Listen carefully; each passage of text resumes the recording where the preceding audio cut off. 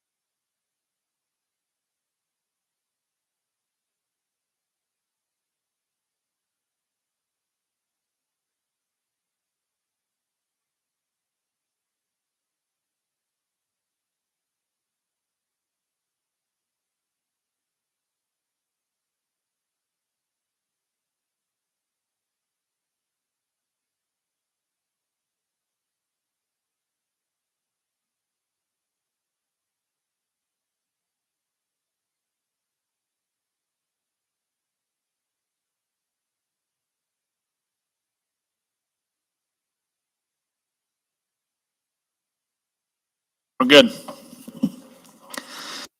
We're going to call to order the City Council meeting for Monday, June 19th, 2023. Please stand and join us for the Pledge of Allegiance. I pledge allegiance to the flag of the United States of America and to the republic for which it stands, one nation, under God, indivisible, with liberty and justice for all. All right, thank you for that. And roll call, Amanda. Jeff Delkey. Here. Tracy Coach. Here. Bill Leclerc. Here. Darla Leclerc. Here. Tim Petrie. Here. Bonnie Shimalunas. Here. Scott Steckmesser. Here. And Adam Ohusky. Here. All present. Okay, we can skip over number 4, seeing everyone is here. On to number 5, which is input from the public. Anyone wishing to address the council on something that's on this agenda or something for a future agenda, please step up to the podium, my right, your left. Input from the public.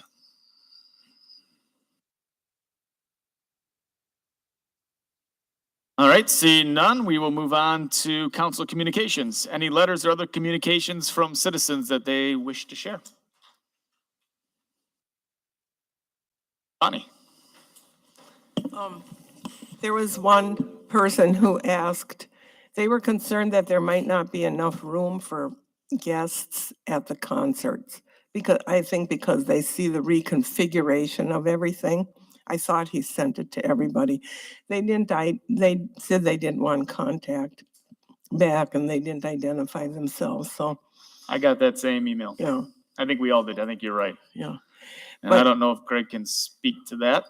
You know, all I can tell you is if you do a calculation, and we have it laid out on a map, I should probably post it on social media. But of the area south of the stage, if you draw an east-west line right at the bottom step, that bottom curved step on the stage, and take it to the pavement of the patio by the pavilion, so basically the whole green space there, you're a little bit bigger than what we had from the old stage south to either the old ridge with the cedar trees that used to be there, or the planting area around the spruce tree that replaced it. Now, granted, with the old stage, you could also assemble to the north of the stage on the lawn area. It was pretty rare you saw anybody do that. I guess the other thing I would point out, there are pretty good sight lines through the park to the east of the pavilion area, where to that patio area I mentioned, which is outdoor seating at tables, and to the west, actually past the pavilion and down Park Street. So I think it remains to be seen. It's configured differently, but the green space in front of the stage is actually a little bit bigger than what we had in front of the stage. Okay. Yeah, when I got that email, I did take a run past the park just to kind of better visualize that. And I guess I see what they were probably talking about is all of a sudden you get kind of a hill that ramps up. And I don't know if that makes it look smaller, but obviously you'd lose the hill space until you got to the top of that hill, so to speak. It is different. It's got some topography to it now, and that'll probably be a source of debate for a while. Some folks think that's pretty nice because it is some change in elevation there. It isn't the big flat space that it used to be, though. All right, thank you, Bonnie. The second one. Yep. This was a couple of weeks ago, that somebody was concerned about the amount of cars that maybe one resident could have. Now they think, and I don't know this for sure, but they think that one resident has 7 to 10 cars, and they're not sure if this person is collecting and selling or working on them or whatever it is.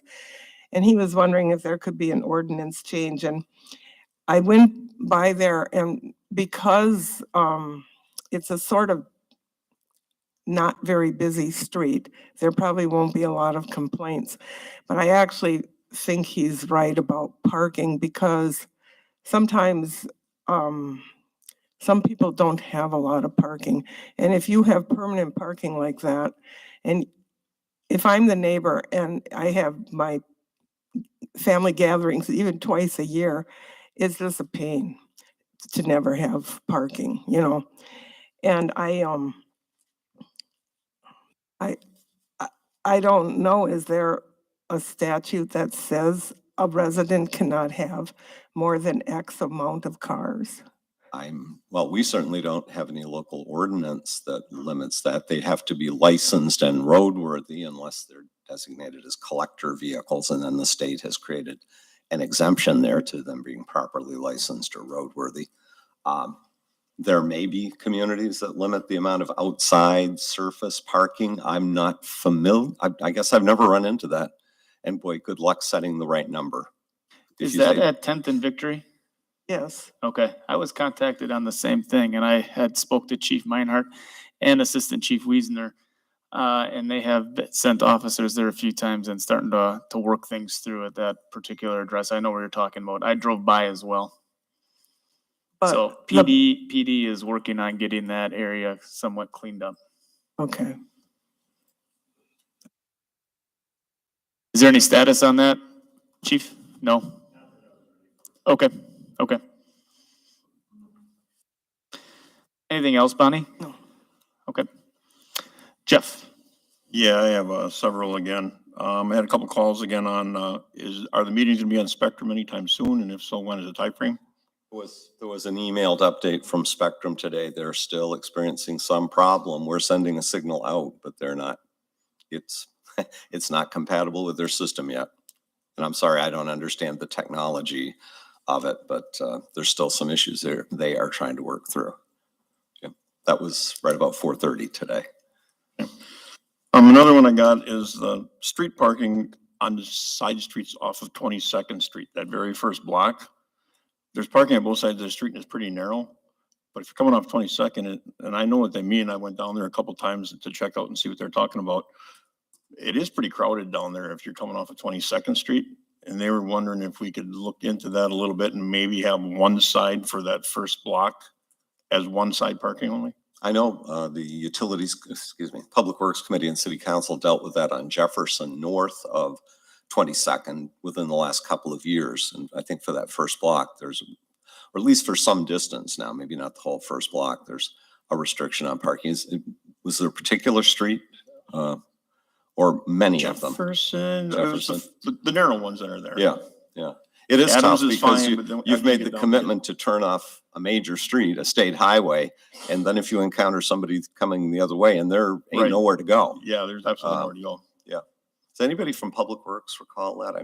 Or PD? I remember north of 22nd, we addressed that to a limited extent. Yeah. Jefferson, that first block north of 22nd is the only one Scott or I can recall in recent years. Bill? We talked about working on Jefferson, but it got put behind. So I don't know if we can, I was talking to Scott about it. It was one of the biggest complaining, the streets with, that's, and you're right, it's also very narrow. But anything happened with that? Okay. I think that's Scott's committee. So, I mean, Scott, if you Yeah, want I'll to make a take note of note that. to talk about that or bring that up on an agenda. Yep. And feel free to email Scott anything further on that, Jeff, so they can get that on an agenda and get whatever streets that were in concern onto Yeah, the give me the agenda. cross streets or whatever, that'd be great. Okay. The residents on Jefferson Street used to park on the street on purpose because there were some speeders that would come flying down there. Yeah. And they bottlenecked it on purpose, I guess. That's what the neighbors told me, to try and get the guy to slow down or something because there were people that were turning off up 22nd and just flying up Jefferson. I've heard that from They, some of they those also residents. have alleyways there to take some of the parking, take some of the busier street right off of 22nd. People that live in the apartments right there, they got no place to park, so they got to park around a corner. Right. And I got a message about the random concrete replacement. When's the scheduling for some of that? Some of it has been sitting there for quite a while now. As soon as time permits, we've both been pulling, right or wrong, putting a lot of public works time into work on the park. We've been short employees. We may shortly be up to speed. They've got a list that they're working away on. These are all the utility cuts from last year and this spring. So They're pounding them out every week now. If there's a specific address, I know they're all over town, but feel free to pass it along, Jeff. And then I got another one. This is for Amanda. There was somebody messaging me about bartender license paperwork. Can you get it online? It is online, I know, but can you fill it out online with all the stuff that you need and send it back by scanning I and mean, e-signing? technically, we could do it like a fillable version. We don't have one right now. But the issue comes with payment. So we'd have to receive some people that fill out the forms, make a copy of their driver's license and just mail a check with it. And we can accept it that way. So you don't physically have to come in. Okay. Let's see here. I have a couple more yet. Now, when the governor was here, this was a big topic when I was out for, Father's Day. When the governor was here, what's up with the kayaks that the city had gotten? Did the city own them or are they gonna be distributed? We don't have them yet. The kayaks that were provided for that event, Mike can speak to. But the grant that was announced does fund kayaks for some specific purposes. The kayaks we used the day with the governor, we got from Kleins. And then the grant is going to fund a fleet of 14 kayaks for the city to use for recreation program. They won't be rented out. It'll be. They will not be rented out. Okay, I was gonna say, because we have a couple businesses in town now and be kind of not right of the city be in competition with private industry around here. Yeah, no. Many park districts have kayaking, canoeing programs. We will not be renting them out. There'll be small fees eventually on programs to help support staff costs and supplies like that, but ours are purposely an educational program to take people out and set like programs, so.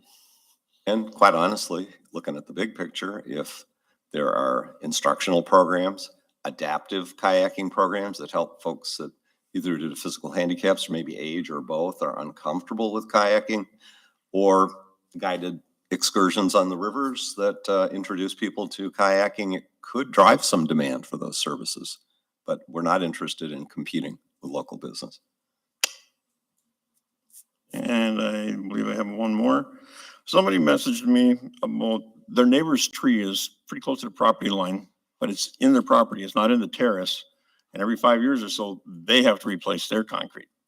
Who is actually liable for that? If it's not on your property causing the damage? Sounds like a civil matter to me, or maybe a not so civil matter between neighbors.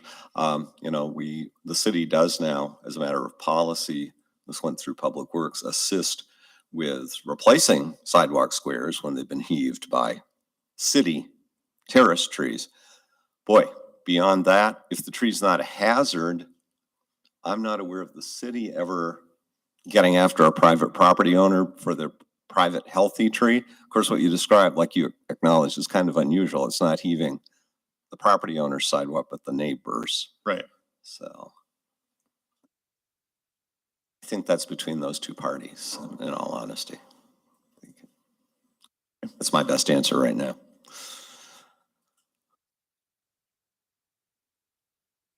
And that's all I got. Okay, anybody else? If I might, Mr. President, it just occurred to me, and I didn't put it in my report, but Jeff had raised at the last meeting an issue from a new local business about security deposit for utilities. That business owner did contact my office. We talked it through with customer service, did offer a couple of options for reducing the required security deposit. And the payment was then forthcoming, consistent with one of those options from that business. I'm not saying they're totally happy about it, but there was some movement on the city's part and hopefully a better understanding that we're not asking to be loaned money by the business, or it's not something unique to that business. But if you don't have a business credit history with the utilities, it's really meant to protect all the ratepayers who, and no negative reflection on that business, but who get stuck if there is an uncollectible account. So there was some dialogue and some movement on the city's part on that one. Back to the tree. What if it's on the terrace? If it's on, Same location, but if it's on the terrace by the person's property, if it's a healthy tree, the city doesn't automatically say, okay, we'll take it down or we'll give permission. But they should be in touch with the Public Works or Engineering Office, and there is some city assistance now for replacing public sidewalk squares that are heaved up by a healthy public tree. Okay. I'm correct on that? Yep, Okay, I'll pass that on. please do. Yep. Oh, that's all. Okay. I have a couple of them as well. I was contacted by someone that's looking to get more trees in their terrace. I think it's on 34th Street. This came in today. They said that they don't have any trees in their terrace. I made them aware that they can contact Parks and Rec. They are our forestry, and we also do have a grant program. So I gave them both of those pieces of information. Also today was contacted about street sweeping. Someone said that their street hasn't been swept in, they say 4 weeks, and they want to know if there's any kind of a schedule or if we do it just as we see fit. Pat, you want to help out on that one? I'm going to chalk some of it up again to staffing levels and the pressure being on to get those utility patches done. But I don't want to steal Scott's thunder. Thank you. Yes, like Greg said, we're dealing with some staffing issues, but typically we do try to get to the street swept about once a month. We've been, I believe, 1 or 2 weeks now that we haven't been able to sweep because of staffing, but our typical schedule is about every month. Okay, so about every 4 weeks, you try to get on each street, roughly. Okay, And it's very possible that a street hasn't been done in 4 weeks now because of our schedule, but okay, it's a regular schedule. okay, thank you.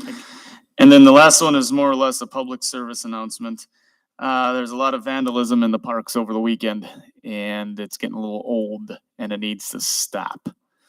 So if it's you, if it's your kids, whomever it may be, they need to stop. We don't want to have to close restrooms. We don't want to have to close parks, but we also can't continue to have people vandalizing this equipment, boat docks. We just got new kayak launches. I don't think they were the suspect of the recent vandalism, but it needs to stop. We put a lot of investment in our parks. We have a majority of our population that enjoys those parks, enjoys taking their family, kids. People come to our town to visit our parks. Please don't use them as a place to vandalize them. Mike, you may have some more on that. I just know that we have photos of some youth doing vandalism at parks. So the police department's investigating that, working with school resource officers to identify the individuals. Unfortunately, in some instances, they're actually under 12, right? We can't cite them. So yeah, trying to identify parents and the individuals. So we do have some photos from cameras at parks. from Can the we hold weekend. their parents accountable, chief?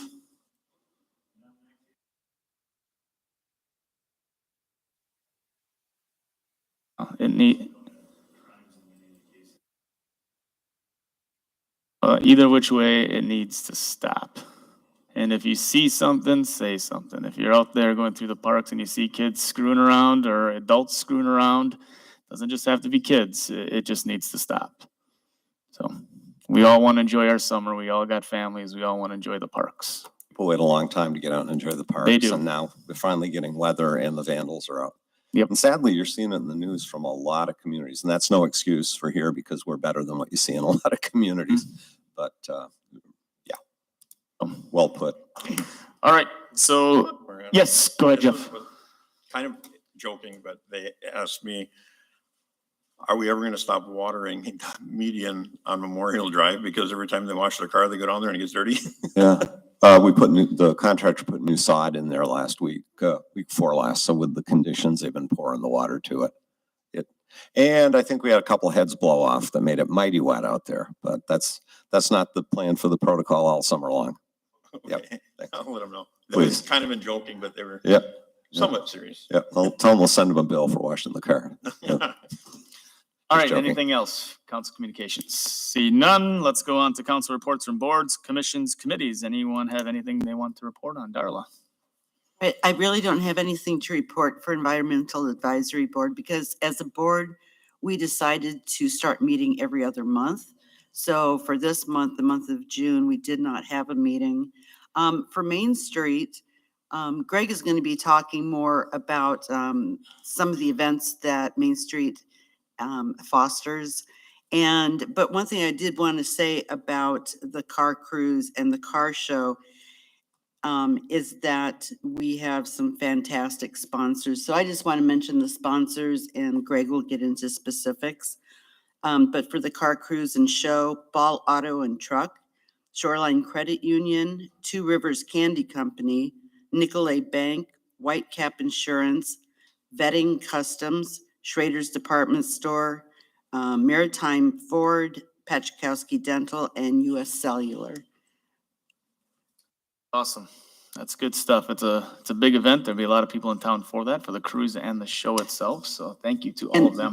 They're still looking for volunteers. That's coming up this Friday and Saturday. Probably Right. more volunteers for Saturday than Friday, or, And I'm not Okay. really sure, but if they call the Main Street office and talk to Jason, okay. they can find out more info. Okay, so if you want to be part of the show, maybe don't have a car, but interested in it, and there's an opportunity to help, you can volunteer. Two Rivers Main Street. Jeff? Darrell, I got a question on the EAB. How did the front yard gardens go? You know of far as one, permit-wise. it's, you know? Okay, I know a second one is going to be putting in their application. It's the first year we've done this, and I've already heard from several people that, you know, they wish that they were going to be participating this year, but they plan on doing it next year. And a lot of it has to do with the fact that they want to make sure that they have their raised beds ready to go. That was a big part of it. So this year it would be more of a planning type thing. So I'm hoping that we, and because of that, I'm hoping that we continue doing this at least for the second year, and give these people an opportunity to prepare for it. Because a lot of the promotion was at the last minute and people weren't aware of it. So so right now I'm hoping 2 people, you know, 2 households, and we're getting to me, that's successful, you know, but next year I think we would have a lot more interest. I was just curious because I was for it from the beginning, so I just wanted, I haven't heard nothing, so. Well, I mean, we'll see how it goes for this year. Because this year we want to debug, you know, any, you know, be able to answer questions that might have popped up. We tried to think of all possibilities. So, I mean, this year is, look at, it's a pilot program and we can fix it up so it runs smoother next year. Hey, anybody else? Anything to report on? Tracy? The library board met Tuesday, and I left the little summer program list. Not everybody got one, sorry. I thought I had enough, evidently not. But it kicked off last week, and the treasure quest, I know he's going to be talking about it, so I don't want to. Just briefly, so have at it. The treasure quest, which is always a lot of fun, it gets you out and about. It can be a family event, and you get to explore different parts of the city. And it's a fabulous thing, and somebody just suggested to me that perhaps we could put a version of that in the utility bill. Because we got a deadline tomorrow to get the next utility bill enclosure out. I wrote it down. But it's still. Yeah. We should go out.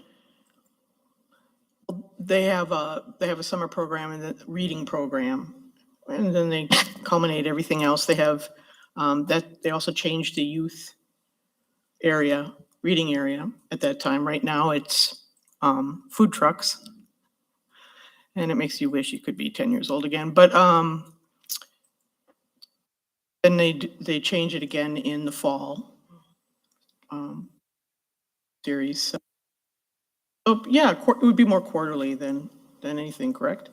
Jeff, I know you got Tom Pease coming up a couple weeks out. Great entertainment for adults and kids. So what else happening this summer?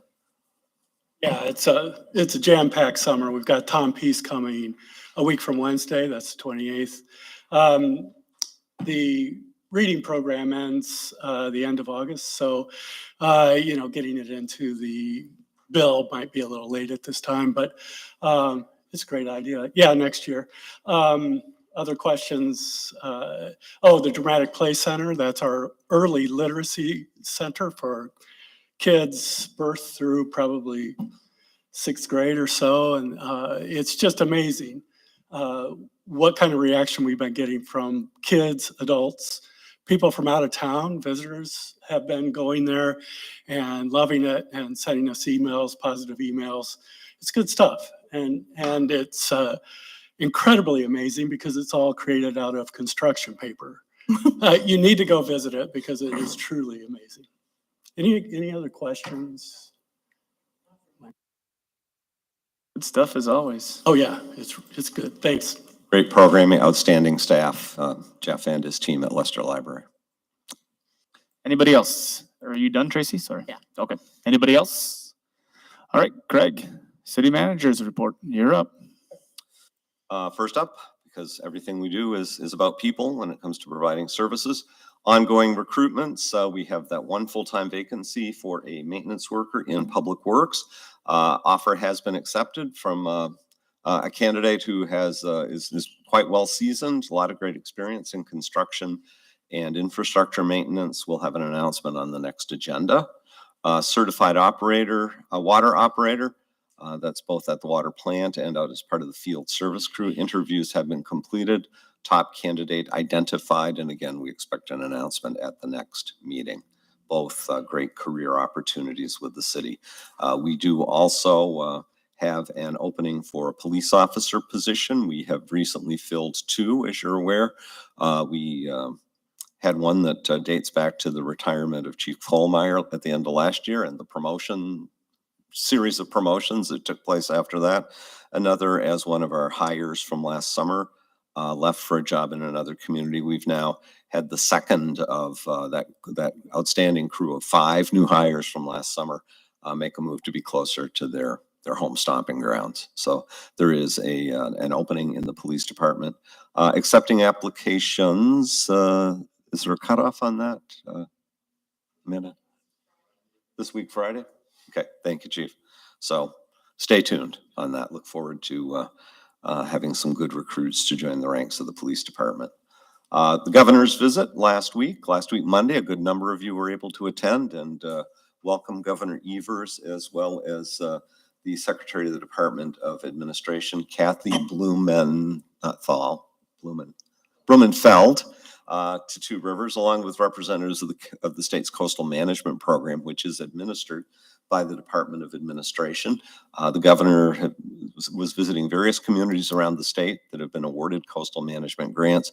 And as was addressed earlier during discussion of input from citizens, the grant is to help the city's Parks and Rec Department with developing adaptive kayaking programs, an adaptive kayak launch, purchasing a fleet of 14 kayaks and a trailer for transporting them with 2 very important partners in the application, Woodland Dunes Nature Center that has a lot of the great upriver habitat areas along the West Twin, and NOAA's Wisconsin Shipwreck Coast National Marine Sanctuary. Some of the offshore wrecks, of course, are close enough that on a fairly calm day on the lake, you can paddle out and view them. I don't know if any of you saw some of the Facebook posts from this weekend, but very clear water conditions off Neshota Beach and Point Beach. Some of the wrecks were showing up really well from the air, and I expect also on top of the water. So we were pleased to have both Jim Nickelbein from Woodland Dunes and Russ Green from the National Marine Sanctuary joining those who welcomed Governor Evers and kayaked up the West Twin River with him. So good stuff.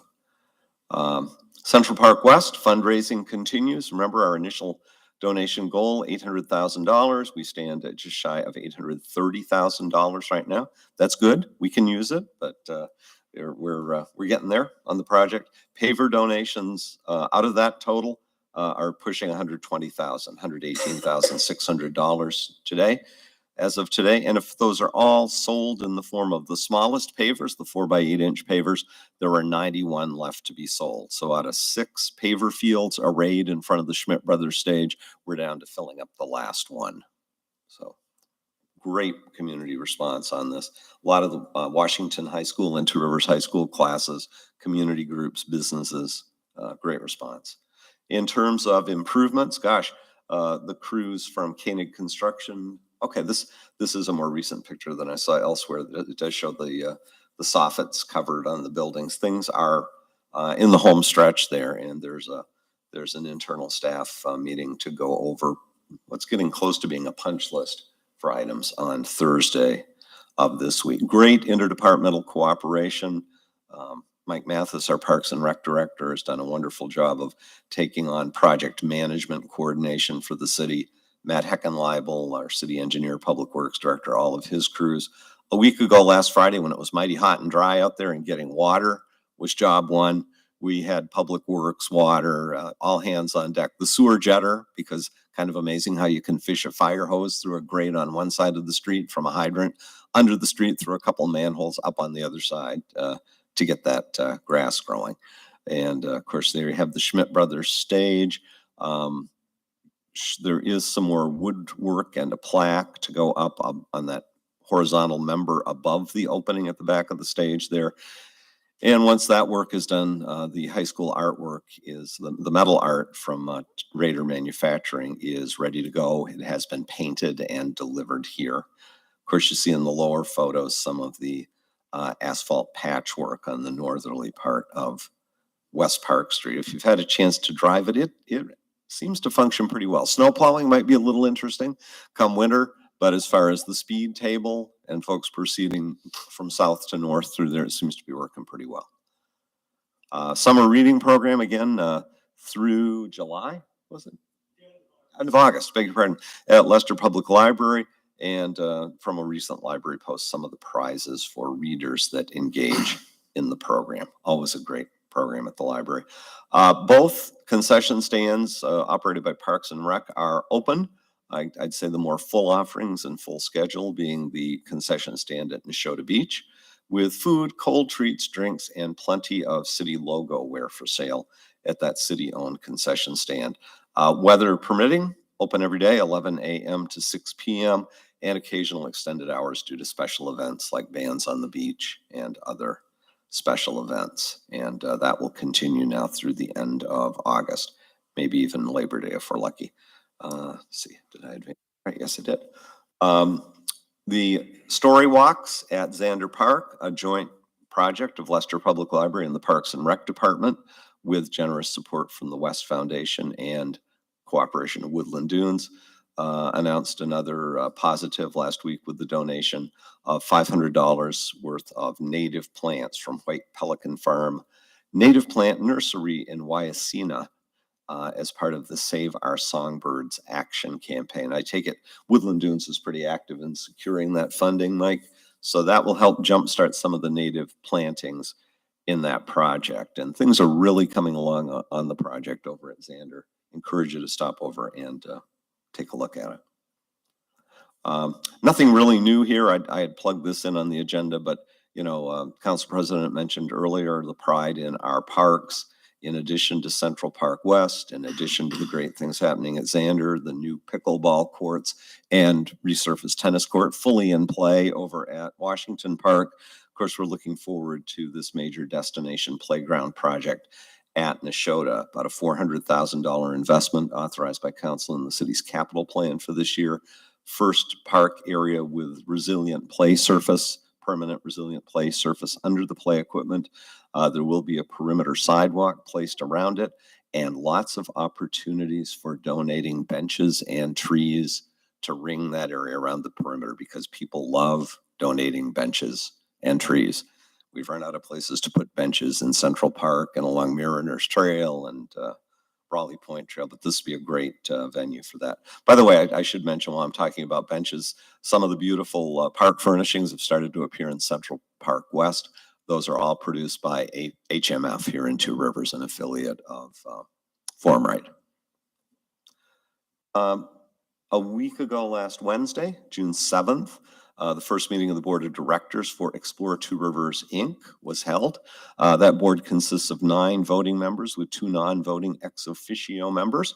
The group you see there arrayed on the front steps of City Hall after their meeting include Tourism Director Brian Dean, Joy Krieger, who was elected as chair of the group, front and center there, Jeff Dawson and Mike Mathis, both of whom are ex officio, but can contribute mightily to our tourism efforts between the library as both an attraction and disseminator of information, partner in maintaining the Explore Two Rivers website, and the Parks and Rec Department as the keeper and custodian and developer of so many of our tourism assets, whether it's the beach, the trails, our various parks. Next row is Joy, by the way, is former director of the Algoma Chamber and works with Renee's Confections or Renee's Chocolates out on Memorial Drive. Second row, Laura Prelwitz. Laura's affiliated with London Dairy Alpacas. John Wyrostic. John is a fairly recent transplant to the area after being a seasonal resident. He's president of the Friends of Point Beach State Forest and also serves as a citizen member on the Marine Sanctuary Advisory Board for the Shipwreck Coast Marine Sanctuary. Nancy Naback, many of you know as programming and publicity out at Woodland Dunes Nature Center, and Gina Cron, formerly of Sepia Chapel, also of Cool City Brewing Company and Wine Knot Enterprises. Back row, John Durbrow from the Vanderbrough Arboretum. Brenda Kaprowski, who has been the chair and a leading contributor to the sister city relationship with Domažlice in the Czech Republic, and also Tanya Prosser, owner of the Village Inn. Rounding out the 9 voting members of Explore Two Rivers is Rick Carey of Metalware and Two Rivers Hotel Group. Rick was unable to attend the initial meeting. So that's the group. Expect to continue hearing good things out of them as they get things moving forward. Speaking of room taxes and tourism, this was a graphic we shared with the Explore Two Rivers Board at their first meeting, and a whole lot of numbers and bar charts there. But what this tells us is, at least through collections for the months through April of this year, we're pretty much on track with last year, about $600 less, but last year at this time we're at $63,300. This year through April, $62,773. Don't need to remind you, 2022 was a very good year, so we're tracking with 2022. And from what we're hearing, whether it's individual vacation rental owners or our hoteliers, the summer's booked. Try finding a room or a vacation rental in Two Rivers most summer weekends, and they're booked. So we'll continue to update you on those monthly. Hey, Greg. Yes. Just a question back on that. What happens in March? Typically that's refueling, and this year it was refueling outage at, God bless it, Point Beach Nuclear Plant. They typically do those spring, and if we're lucky, spring and fall, and they contribute very nicely to what otherwise kind of a slow month. And somebody pointed out on the Explore Two Rivers board, you know, April this year was down. April isn't a stellar month in an area where we don't have spring sometimes. And this year, the weather in April was exceptionally lousy. So, so we'll see how that rebound continues, or hopefully see a nice rebound in the summer months. Want to thank the, whoa, that was fast. Want to thank the what the, didn't do it. Back, yes. The electric utility, each year they offer a spring e-waste recycling event. Actually, I think some of the numbers were down a little bit this year, but even so, there were 59 big TV sets that are no longer in somebody's basement or improperly disposed of. I'm not going to give you every number, but 98 monitors and TVs under 30 inches, 288 pounds of alkaline batteries, 10 dorm refrigerators, compact fluorescents. Good opportunity to get rid of those unwanted and hazardous waste containing electronics that fill our lives. So thank you, Two Rivers Electric Utility, on that. At the last meeting, it was noted, and Andrew Sukuwati, our water utility director, pointed out that the dry weather conditions in May and early June had contributed to a spike in demand for water. When you figure even in the summer, our normal usage is maybe 1 million to 1.1 million. It doesn't break 1 million in the winter months.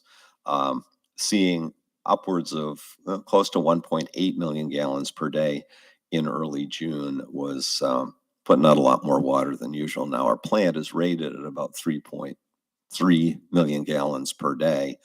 We haven't seen production to those levels, maybe ever, but certainly in a long, long time. But happy to report the plant held up well under, a significant increase in production. And given the weather forecast, we might see another peak coming there. So thank you for sharing that, Andrew. Questions on that? Would just note that the purchase power adjustment clause, the PCAC, that appears on your utility bills, either as a deduct/credit or a net addition, has been in the negative range for the past 4 months, and the year-to-date average is 0.6 cents per kilowatt hour. So we'll see. We're headed into the months of the year when that usually goes the other way due to much higher demand, due to air conditioning, what have you. Of course, last year that was really exacerbated in July and August with a couple of major coal plants that are part of WPPI Energy's portfolio being offline. So we'll continue to track this and update you. There has been an upgrade of the downtown and beach public Wi-Fi. That internet service is provided through Ensight Communications, and they have quadrupled the speed available at still no cost to the city for that services. And upgraded equipment was installed by NTEC and the Two Rivers Electric Utility crew. So offering better Wi-Fi, even on poles that have jackets on them, but we'll tell you more about that in a minute, both downtown and at the beach. We don't have good Wi-Fi reception in the area of Neshota by the new playground install. And we have had some discussion already if resources are sufficient in the telecom utility next year at budget time to provide for maybe a new antenna on top of the primary lighting fixture at the playground, or maybe up on top of Picnic Hill at the water tower to blast signal down to Walsh Field and inland parts of Neshota. Utilities committee members are particularly aware of this, but I wanted to share it with the whole council and the community. The DNR sent the city back in September of 2021 an action letter about moving toward the feed of 2 parts per million of orthophosphate to the drinking water for corrosion control. Corrosion control chemicals are added to reduce or eliminate lead and copper precipitating out of water mains or water service laterals or your household plumbing into the drinking water. The city then embarked on a 2-year program of testing to try to optimize the treatment process. But there was a conference call held about 3 weeks ago. DNR sticking to their guns on requiring the addition of orthophosphate by September 28 of this year. The necessary pump or pumps for feeding that chemical are on order. Andrew can give a more of an update if you like. The department is partnering with CTW, our pump people, to assure work's completed by the deadline. The thing that I think is really fascinating and hard to figure here is, even though most surface water utilities that for corrosion control use the chemical DNR is recommending, we currently use sodium hydroxide. This DNR mandate doesn't anticipate we'll stop feeding the current chemical that we use. So, and from what we understand, they don't have any experience with ever telling anyone to stop that. I'll let Andrew speak to that a little more. More I can say after that. Yeah, Yeah, it was disappointing. We thought we would at least be able to meet in the middle with the DNR, but no such luck. So this is where we're at. I'd be optimistic to say hopefully maybe in the future we can change it a little bit and at least try to convince them that we don't need to feed the old chemical. But at this juncture, this is the hand they've dealt us. And So, I can't guarantee. New so we chemical. gotta use both chemicals? Yep. Go figure on that one. What the- Unbelievable. Yeah, as I understand it, the feed rate that's being prescribed / dictated for the new chemical is higher than Andrew or our consultant think might be optimum, or perhaps we ought to try lower levels and then ease it in and get to the level that optimizes corrosion control. Yeah, our testing indicated that for our system, it would be best if we didn't come in at the 2 parts per million that the DNR is requiring us to. That was one of our biggest, battles with the DNR, was to try and get that reduced. Unfortunately, they did not see it. They claim they have their own data that supports our best situation being the 2 parts per million. So that's what they're sticking their guns to and what they're going to force us to by this September. Well, we'll keep you advised. City attorney sat in on that discussion, and I think it's fair to say there wasn't a lot of wiggle room offered by the regulatory agency. And they're ultimately who we None would answer be a to. better statement. I think for those none, yeah, questions. yeah. Are there other states that do this? Do you know? Well, every use water this utility ortho- feeds some type of corrosion control. Right, That's but are nothing they new. feeding both, is what I'm saying. That I can't answer. Okay. I would bet not. I mean, usually you feed one chemical. Right, and that's which would what you make do. sense, yep. The fact that we're going to this new chemical, I'm hoping once it's in and running, again, hoping that we could eventually try to eliminate the original chemical. But in the meeting we had with them, the impression I got was more than likely not. But we're gonna keep going down that avenue until we have more data from them, on what they're basing their decision on. They haven't actually sent us their report back on that yet, so hopefully we are in the process of gathering all the material to get it in place. We should be functional by September. I don't really see too many issues with that. Only reason we waited so long anyway is because we were hoping we'd come up with a different residual level with the DNR, which would change our pumps and our tanks, and then everything would kind of get a little bit smaller. So we didn't want to order stuff ahead of time and then it not actually work to what we need it for. So I wouldn't say we're behind the 8 ball. We just got to keep moving forward to make fall. Spectacular news.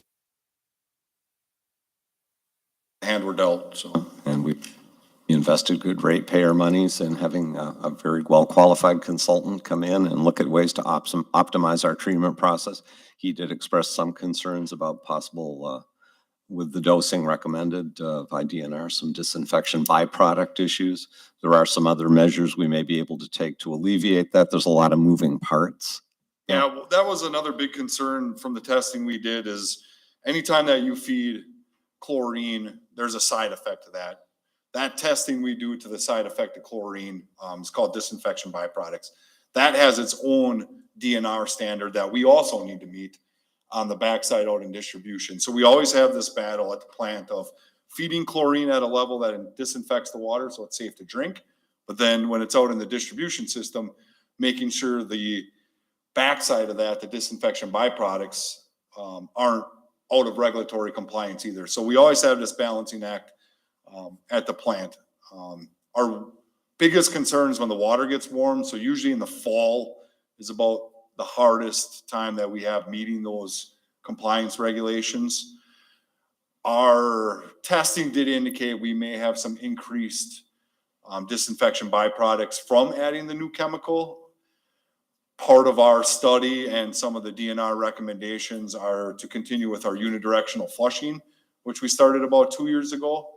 I'm not about to say if it's helping one way or another because it's relatively new to us. But that mixed with doing some special chemical cleans when we take our basins down are also supposed to help with some of the biofilms that are associated with all this. So we're going to go down the road of doing what we're supposed to, adding these new processes in to hope we don't come out of compliance to disinfection byproducts as well.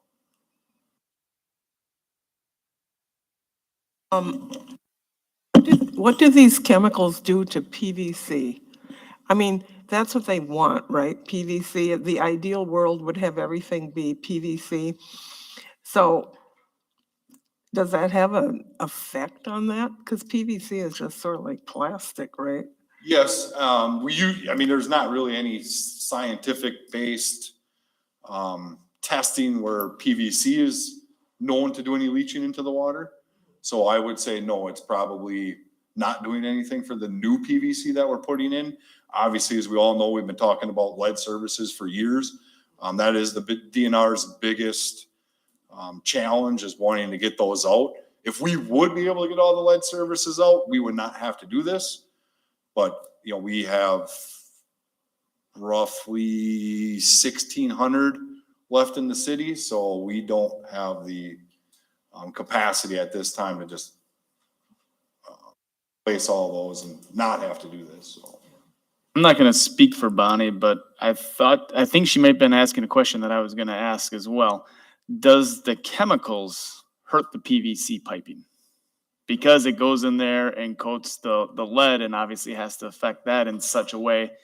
Does it do a worse thing to PVC, kind of like, I don't know, I don't want to say corrode it because you really don't corrode plastic, but does it affect the plastic in a negative way that could cause that to decompose or get wrecked or, okay, We'll be good with all that. okay. It's just getting through copper and lead. So, which we all know, and we've talked about it a lot, the lead issue on the DNR is a hot button topic, which is not gonna go away anytime soon. Until the last lead service is gone. Our hope We'll move on there to the is next to thing. optimize use of the state and federal assistance, because there's still a heck of a big bill to getting rid of all those lead services. Not to mention, it's not our responsibility, but the lead solder and the lead plumbing that exists in a lot of the homes that we serve. But thank God, so far, municipal government hasn't extended past the meter in terms of our responsibilities. Thank you, Andrew. We got a very capable staff, though, and I commend Andrew and his whole staff for working diligently and sometimes bucking what they would otherwise just be directed to do, to question and try to optimize and provide the best service, best quality product we can to the public. On to the yarn bombers. It's been in the works for a while. I think the arrival of Kathy Haley at Crescent Woolen Mills here in Two Rivers, along with that company coming up on, or in this year, celebrating its 100th anniversary of when the Webster family made the move from La Crescent, Minnesota to that old textile mill that still stands next to the 22nd Street Bridge. We were contacted, and of course there's some a lot of knitters and crocheters. As pointed out, a lot of this is crocheting, not knitting, after I gave knitters all the credit.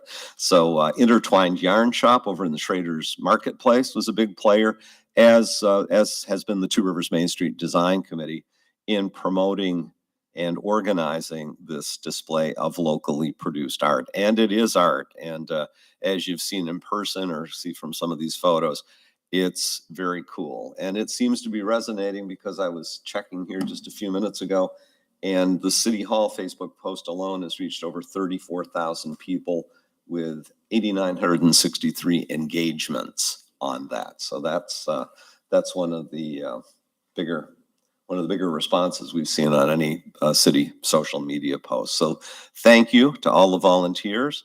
Thank you for Two Rivers Electric Utility for assisting them and allowing the downtown poles to be wrapped. Like we said in one of the comments, Two Rivers is so cool. I didn't make this up, a committee member did. So cool, our streetlights wear sweaters. So I think this is a first annual. You'll be seeing a lot more in the future. Darla, and anything else there? No, I just wanted to make sure that that Brian Delman and his crew were recognized. And I'll tell you, there was a Kathy Haley from Crescent Woolen Mills was the driving force on this, and there was a lot of enthusiasm. And Linda, and I can't remember her last name, over at Intertwined. Intertwined. Yeah. And just so everyone knows, all of the yarn that was used was donated. And so if you want to do this next year, it's not expensive to do. And we've already gotten a lot of interest of people who they thought about doing it this year and they didn't, and now they wish they had, and they will do it next year. But pretty soon the art banners are going to go up. So we're going to have the Yarn Bomb plus the art banners, and then plus the beautiful hanging baskets that we have downtown. And it's really going to be just beautiful. I think that, you know, great contribution by these citizens of Two Rivers in the area. Sunday, Thursday, coming up this Thursday, oh my goodness. And VT Industries as sponsor presents Sunday, Thursday in conjunction with the Two Rivers Parks and Recreation Department, 5:30 to 8 p.m. Around the community house, not in Central Park per se, 17th Street side. The ice cream sponsors are Cedar Crest and Two Rivers Rotary. So 25-cent Sunday eating contest, games, inflatables, 6:30 concert by the Two Rivers Community Band. And among the Two Rivers logo, wear some really cool new Home of the Sunday shirts. As already mentioned before, Main Street's Cool City Car Cruise and Show this Friday, June 23rd to 24th. Remember, there's only 34 days in July, not in June. 23rd, 24th, Friday, UW Green Bay through downtown Manitowoc, up the lake shore to downtown TR. Food trucks, beverage stand 4 to 9 p.m. Music also on Friday night. Saturday, the car show registration starts at 7 a.m., runs to 10 a.m. Show open to the public 10 to 4. Food trucks, beverage stand open all day. Pancake breakfast at the senior center for both the car folks coming in and anybody else that wants to get an early start with a great breakfast. Trophy presentation begins at 2. Beach Bash happening over at the beach the same days, Friday and Saturday of this coming weekend. Live bands, carnival rides, tournaments, food, fun, 5K, fireworks, and everything kicks off 5 p.m. Friday night, runs into the evening Friday, and then all day long on Saturday. Two Rivers Youth Sports, the organizer, and all proceeds benefit local youth sports. No, Mr. Wahusky as organizer, any other comments? I know, but. Yeah, no, I mean, we got the fireworks back. We got the carnival coming, the same one that provides carnival rides for the state fair. Got the fireworks, like I said. We got the 4K, live bands all day long. So a lot of fun, a lot of activities, family friendly. So come on down. Lots going on at the beach, lots going on downtown this weekend. No reason to leave town. Optimus Bike Rodeo next week, Tuesday, 6 to 8 p.m. at Washington Park. Kids 12 and under, bring your bikes and helmets for a safety check. Bike and obstacle course, door prizes, hot dogs and soda, free to the participants, and family members can purchase. Thanks to the Two Rivers Optimists, Two Rivers Parks and Rec, and the police department for organizing the bike rodeo. Elvis tribute in Central Park, Tony Rocker, June 29th. Still up in the air if this one will be on the stage or not, Mike. Yep, see how the sod takes root over there. This is always a very popular one. 4th of July fireworks over at Walsh Field, full program there, all sponsored through generous community donations. And we only have one backup day this year. It ain't gonna rain on the 4th of July, but I think the 5th is the backup. And if it should rain on both nights, we'll have one heck of a 2024 show. We're not gonna jump all over the calendar like we did last year. Just remind you of a full summer of events. This is the Explore Two Rivers brochure on Central Park events, bands on the beach, and a lot of the community special events. Go to exploretworivers.com for more info. And then finally, I'll just wrap it up by saying things are looking mighty good with the on the shared revenue front. Of course, we heard that back on June 8th, the governor and the legislative leadership, Speaker Voss in the Assembly and Senator Lemahue, the majority leader in the Senate, reached an agreement. There was some good old-fashioned horse trading, Milwaukee interests, vouchers, charter schools, public schools. So much easier when you got a big state surplus. So they worked things out. Legislation consistent with that deal passed both houses of the legislature last Wednesday. I haven't seen where the governor has signed it yet, but he sounded very optimistic last Monday, and he was here that if it actually made it from the legislature to his desk, he would sign it. I have not seen an online database, but the bill does provide that all communities except Milwaukee, they get a 10% boost in their shared revenues. and the ability of their council to adopt a 2% local option sales tax. But everybody else gets an increase of at least 20% in their shared revenue payments. So for Two Rivers, that means about $750,000. There are some strings attached to it that it is to be spent for police, fire, EMS, i.e. public safety, public works, and transportation. That shouldn't be too hard. We also do have parks and these overhead kind of departments that have to be funded too, but the emphasis with the new state money, public safety, public works, and transportation. So more on that, but good news that after a lot of years, 25 years or so of shared revenues either being frozen or cut, our state legislature and the governor have come to an agreement, and an agreement that pegs future growth or declines, but primarily growth in that revenue source to sales tax, because an amount equal to 1 penny of sales tax revenue will be dedicated to local aids. And the beauty of it, especially for Two Rivers, is the base payment we're getting right now, $3.75 million a year, will grow at that percentage and the added increment that we're getting. So it's shared revenues has been very favorable to Two Rivers historically, and that that legacy number will now ratchet up each year going forward. So that is good news. That's all I have. Thanks to Jeff Dawson for another great photo. That's my report. Thanks. All right, thank you very much, and beautiful picture. Gotta love that. Great scenery. All right, on to the consent agenda. Under A, we have a presentation of minutes. We have one. It's a city council meeting of June 5th, 2023. Recommended action is a motion to waive reading and adopt the minutes. Under B, minutes of meetings, there are 5. The recommended action is a motion to receive and file. Under C, department reports for May of 2023, there are 10. The recommended action is a motion to receive and file. Under D, applications and petitions, we have several. We have an application for a temporary Class B retailer's license from Two Rivers Youth Sports for Beach Bash on June 23rd and 24th, 2023 at Neshoto Beach. We also have an application for a temporary Class B retailer's license from the Friends of the Two Rivers Snowfest for Snowfest 2023 on July 28th through the 30th, 2023 in Neshoto Park. Also, an application for a temporary Class B retailer's license from the Two Rivers Rotary Club for bands on the beach for July 1st, July 8th, August 5th, August 20th, and August 27th of 2023 at Neshoto Beach. And we also have an application for a temporary Class B retailer's license from the Two Rivers Rotary Club for Central Park West dedication on July 16th, 2023 at Central Park West. The recommended action is a motion to approve the applications and authorize the city clerk to issue the license. And we have 3 applications for the commercial hauler's license recommended for approval. They are for Prozorski Hauling and Recycling LLC, 2515 V Bond Street in Manitowoc. Also Waste Management at 1861 Alloway Avenue East, Green Bay. And Manitowoc Disposal Incorporated at 1800 Johnson Drive, Manitowoc. The recommended action, motion to approve the application and authorize the engineering department to issue the licenses.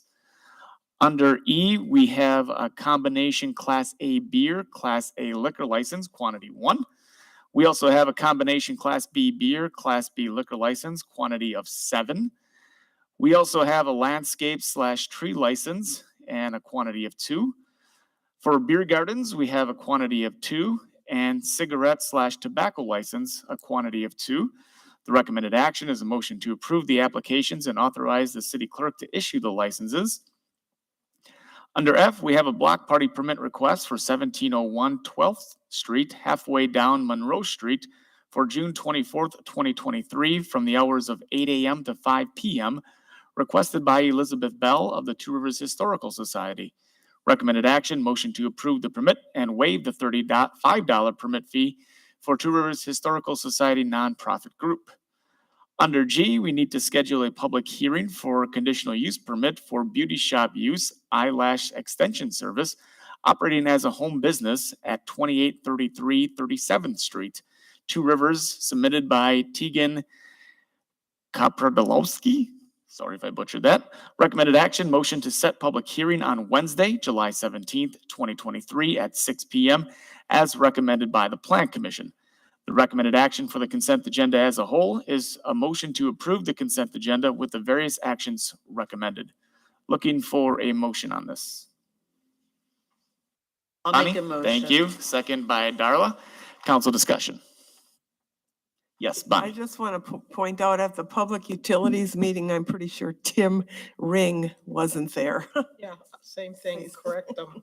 Might want to do a global on the minutes. Oh, okay, in the minutes, not on the agenda. Okay. Yeah. Okay, so no Tim Ring there. In the Public Works, Public Utilities, Public Utilities.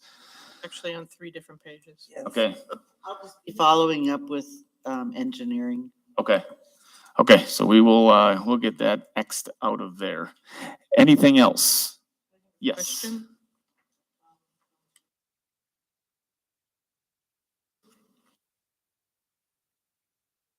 I had a question on the street closure.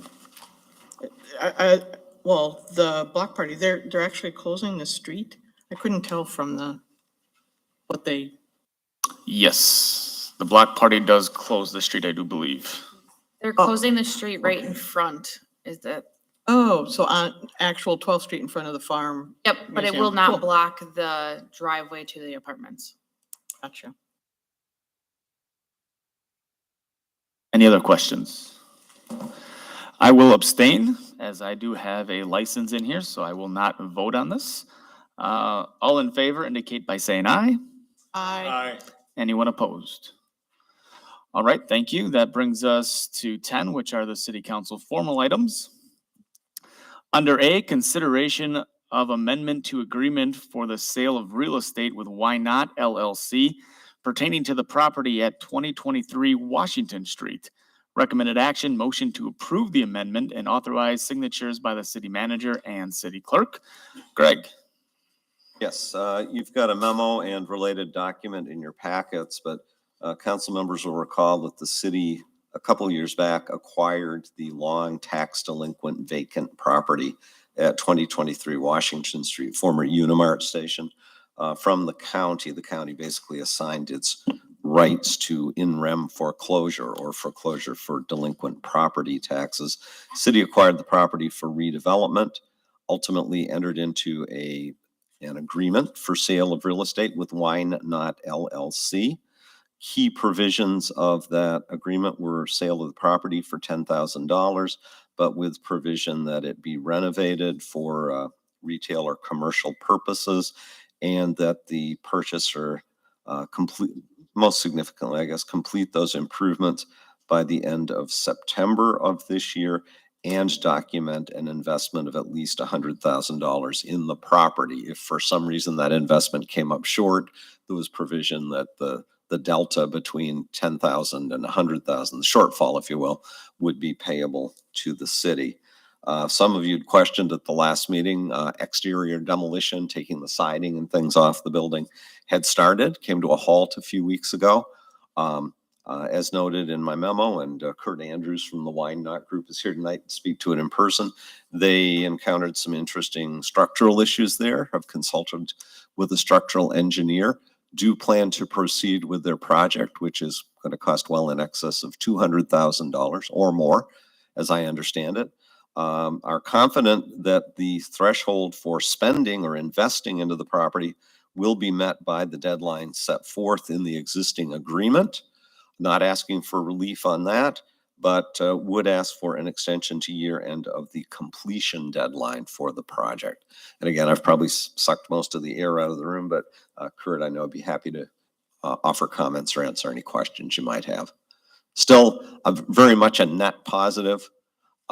Big investment in a property that's long been an eyesore, and help is on the way along with tenants lined up for the building.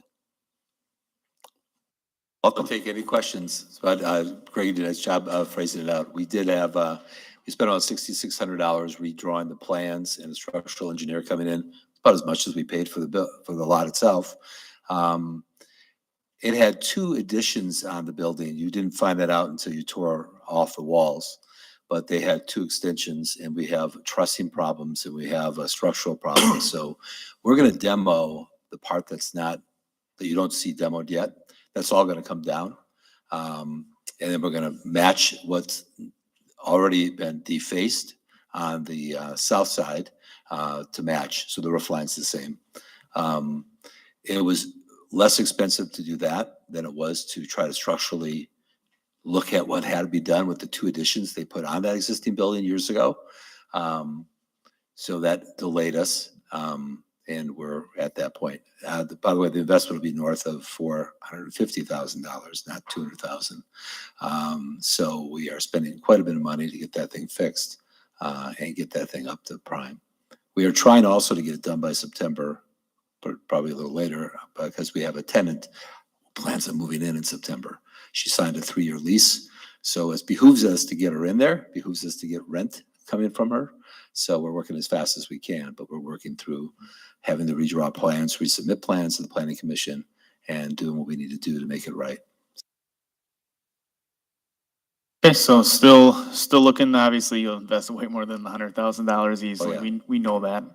But looking to hopefully target the same deadline, but possibly get extended yet. Yeah, we'll probably go beyond that, knowing how things work, right? Yep. So that's what we're asking for is we could show you that we spent 100,000 before September. That's kind of part one, if you would, of the original agreement. But the addition itself or the completion itself will probably be later than that.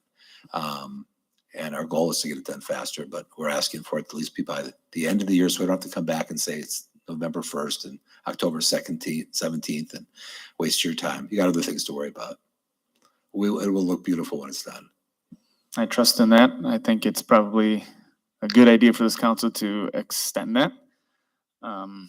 Obviously, if half the building has to come down, that obviously throws a wrench into anyone's plans. And I know we saw some work being done on it. I received some complaints. I know Jeff has, I don't know if you want to call them complaints, but people that said, hey, the action's going, and all of a sudden it just stopped. We know our answer. Our answer is they can't renovate the building as is. They got structural problems, forcing them to tear down half of the building while being able to save the other half. So that's kind of the delay and the wrench in the project, so to speak. So, while Kurt's up here, we will not discuss among council, but we can ask Kurt questions. So if anyone has a question for Kurt, please go ahead and direct Kurt. That's why he's up there. Go ahead. When do you plan on starting demolition? I won't be voting on this. I'm gonna have to abstain because Barry and Gene are my next door neighbors. But public still has questions that I needed to ask. When will you be starting demolition? We will provide you a timeline of everything. We got to get, first of all, the plans that we're doing approved by the planning commission before I can demo it and put it back up there. So, and obviously we got to get that, and then we have to get the license to be able to do that. We do have a demo permit, and that's what we already were working on when we took down what we took down. So as soon as we possibly can, Jeff, is when we'll start the demo of the other side of it. But we got to get the plans approved now that they're redrawn. Anything else, Jeff? I gotta go through my notes. You can ask if somebody else has questions. Go ahead. Does anyone else have a question? Okay, go through your notes. When did you discover that there was a problem? When we were tearing down walls, and we saw what was happening with the ceiling as well as I could show you, I probably sent the council pictures. You could see that it's unbelievable that it was still standing, to be honest with you. So when we took down the walls, you don't know what's right or wrong with a building until you actually look behind the walls. So that's when we found out. And that's when we immediately called the structural engineer, and they scheduled to come out with our architect again. And they walked the building and kind of said, well, you can spend X, Y, Z to try to frame this up and put steel beams up and everything else, or our recommendation is to tear down that part of the building. So we stopped and said, okay, we need to tear it down. But that was after we tore down walls. Right. And one more, if you don't think you're going to make it by December 31st, wouldn't it be just as easy to extend it a little bit longer now so we don't have to come back again? That's totally your call. We'll be dependent upon, at that point, just weather, but I think we'll be okay. But if you want to extend it now later than December 31st, I'd take that all day long, but we'll exceed your expectations then. Okay. That's all I got. Any other questions? Okay, then we're looking for a motion on this. I'll make. Okay, thank you, Scott. Second by Tracy. Council discussion. See none? Yes, How are we Darla. gonna fit in the extension? I mean, are we gonna go with an extension, an extra? I'm gonna go off the notes we have here. So the motion, I'm gonna go off the fact that the motion is gonna be stated on what we have in our packet for December 31st. If the mover and the shaker want to extend that, they certainly can do that. But right now, what's on the table is December 31st. We'll put the pressure on them. I'm good with December 31st is, Kurt seems very, very confident in that and hopefully exceeding that. So, I mean, I think those guys pretty much know what they're getting into. Unless he feels really strongly about extending it, but if he's good with the But I 31st. welcome the extension opportunity, but I think we're okay. But thank you for offering that. Okay, so that's what's on the table is the December 31st. With spending still $100,000 by September, which is not going to be a problem. We're already having bills, so. Yeah, I don't hesitate that one bit. Anybody else? if the rest of the council wants to do that extension, I'm willing to change my motion, but I think December 31st. I'm confident in it. I too. No other questions? We'll do this as a roll call vote. Amanda? Bill Leclerc, Aye. Darla Leclerc, Aye. Tim Petrie, Aye. Bonnie Shimalunas, Aye. Scott Steckmeister, Aye. Adam Husky, Aye. Jeff Delkey, To stay consistent with all my other votes with this LLC, since they are my neighbors, I will abstain. and Tracy Coach. Aye.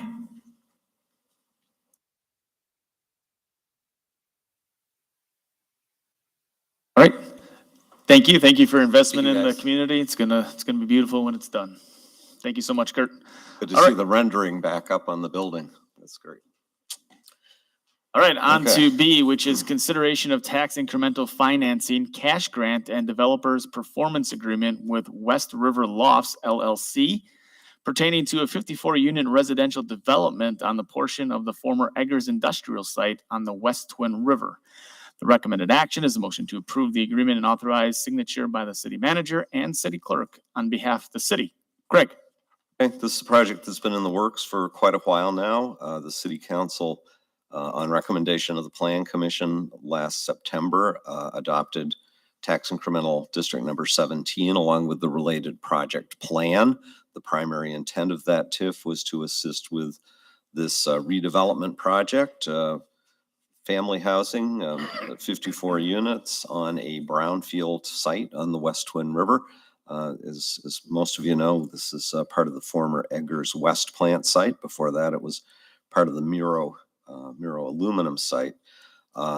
The proposed assistance addressed in this agreement would be a $500,000 developer grant.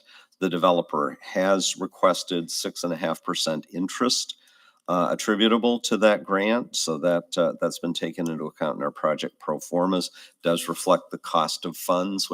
When you could borrow money at 2.5%, the time value of money maybe wasn't as significant, but when interest rates are where they are today, a dollar today is worth a whole lot less 20 years from now. So it is proposed that it be a $500,000 pay-as-you-go TIF grant, meaning there's no city borrowing up front, but any payments to the developer would be from the net additional taxes generated by this development. If you looked through the development agreement, there's a requirement that the property, first of all, generate enough taxes to cover the existing tax bill on a very modest valuation, I think about $140,000. Secondly, that it be sufficient to cover the city's debt service costs on $350,000 in borrowing, should the city choose to do so, to upgrade the Riverwalk that's been over there for years and is in really bad shape along the Eggers property. Only after those two requirements, paying taxes equivalent to what are paid now and covering the city's annual debt service at I think about $25,000 a year, would money be available for the annual installments on the grant to the developer. Why should we want to do it? Well, council has shown an interest and the community has shown a need for housing of all types in Two Rivers. About 3 weeks ago now, we heard from Kip Golden from the Confluence LLC about market rate downtown apartments. Council has approved a commitment there. We're looking to see some plans from the developer this summer. We've seen new single-family investment based on city investment at the Sandy Bay Highlands subdivision, new single-family housing that this community very much needs, and that in a week at your next work session, we want to present some information about phase 3, so we have more lots over there.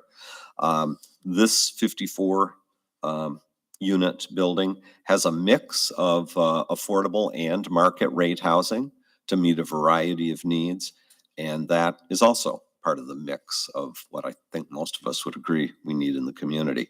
Elizabeth has a presentation on it, which I'd like to yield the floor to her, but I would just point out, consistent with the bullet points in my staff memo, we recommend approval of the development agreement because it brings investment to a long vacant brownfield site, a site identified as a priority redevelopment site for the city since the 2000 comprehensive plan. The city's investment, which I ended a little soon there, $500,000 pay-as-you-go grant with interest plus a $100,000 grant from the city's affordable housing fund, where we've extended some of our TIF districts for a year. So 600,000 total. What does that leverage? It leverages about $14.5 million in total investment in the project. It's a pretty good leverage ratio. Creates new housing opportunities for 54 households at a variety of income levels with a mix of apartment sizes that includes larger size apartments that are not easy to come by in the community. We've heard that at past council meetings. There will be 4 one-bedrooms, 2, I'm getting it backwards, start again, Greg. 4 one-bedrooms, 18 two-bedrooms, 18 3-bedrooms, and 14 4-bedroom apartments proposed for the development. We believe this redevelopment activity has potential to spur redevelopment of the former Eggers West existing industrial buildings and other properties along that west bank of the West Twin River, which from the Washington Street Bridge to the Madison Street Bridge is an area badly in need of redevelopment. A lot of challenges over there. It does, in the process, provide funding for $350,000 in TIF funding to invest in upgrading public access along the Riverwalk, the so-called Eggers Riverwalk that was built back in the 1980s. And it provides the city for the first time with a permanent easement for that Riverwalk to replace the current easement agreement in place for years that can be canceled on short notice by either party. We also did put in the agreement an easement and option to purchase the westerly approach to the Canadian National Railroad bridge that crosses the river. City right now has no responsibility for that bridge, but in our discussions with Canadian National Railroad on the purchase of the right-of-way, if the city acquires the right-of-way for redevelopment activities, that lovely bridge goes with it. And the cost of either making it available for reuse, say as a trail link, or taking it down. And the land owned by Canadian National does not get you all the way to the bridge. That was based on easements that quite possibly have expired. The title search on this property didn't show any residual rights to the railroad. So in the agreement, as an appendix referenced, or in the agreement, an exhibit, we have an option to, both an easement to use that land and an option to purchase it. So that I think is the short of it from my end. And if you would, Elizabeth Runge, our Community Development Director, has a PowerPoint that she can share with you. Provided I can find it, and I think I can.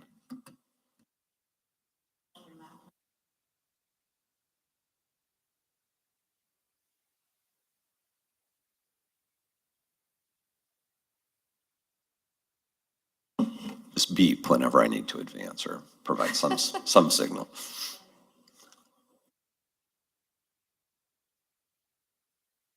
Perfect. I just wanted to reiterate a couple of the things that Greg has already segued into, pulling it back a little bit to a macro level in the sense that looking at housing options and Two Rivers and what our comprehensive plan has pointed us to in terms of the goals that communities strive for, and that is a variety of housing options and something that the council has directed us to do, looking at and promoting and helping to facilitate development, looking at options for housing and the need for additional housing units, which Two Rivers is in need of.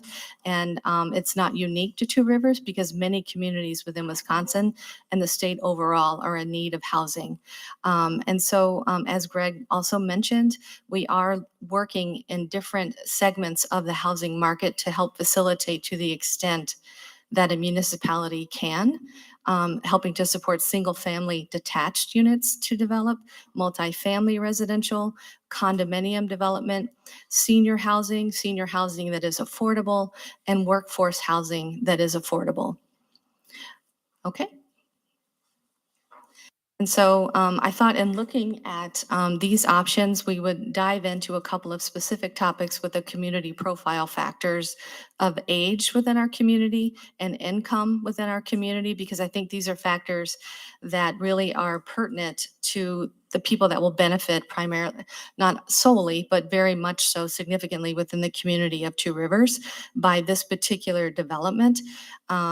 Because we do really think that the older segment of our population within Two Rivers, and we'll get to some numbers here that might show you that, will very much benefit from this type of development, whether they choose to move into it because they want to finally give up the maintenance of a single-family home, or whether if they didn't have that, it will be affordable to them to move into an apartment. So we can look at some numbers that might bear this out.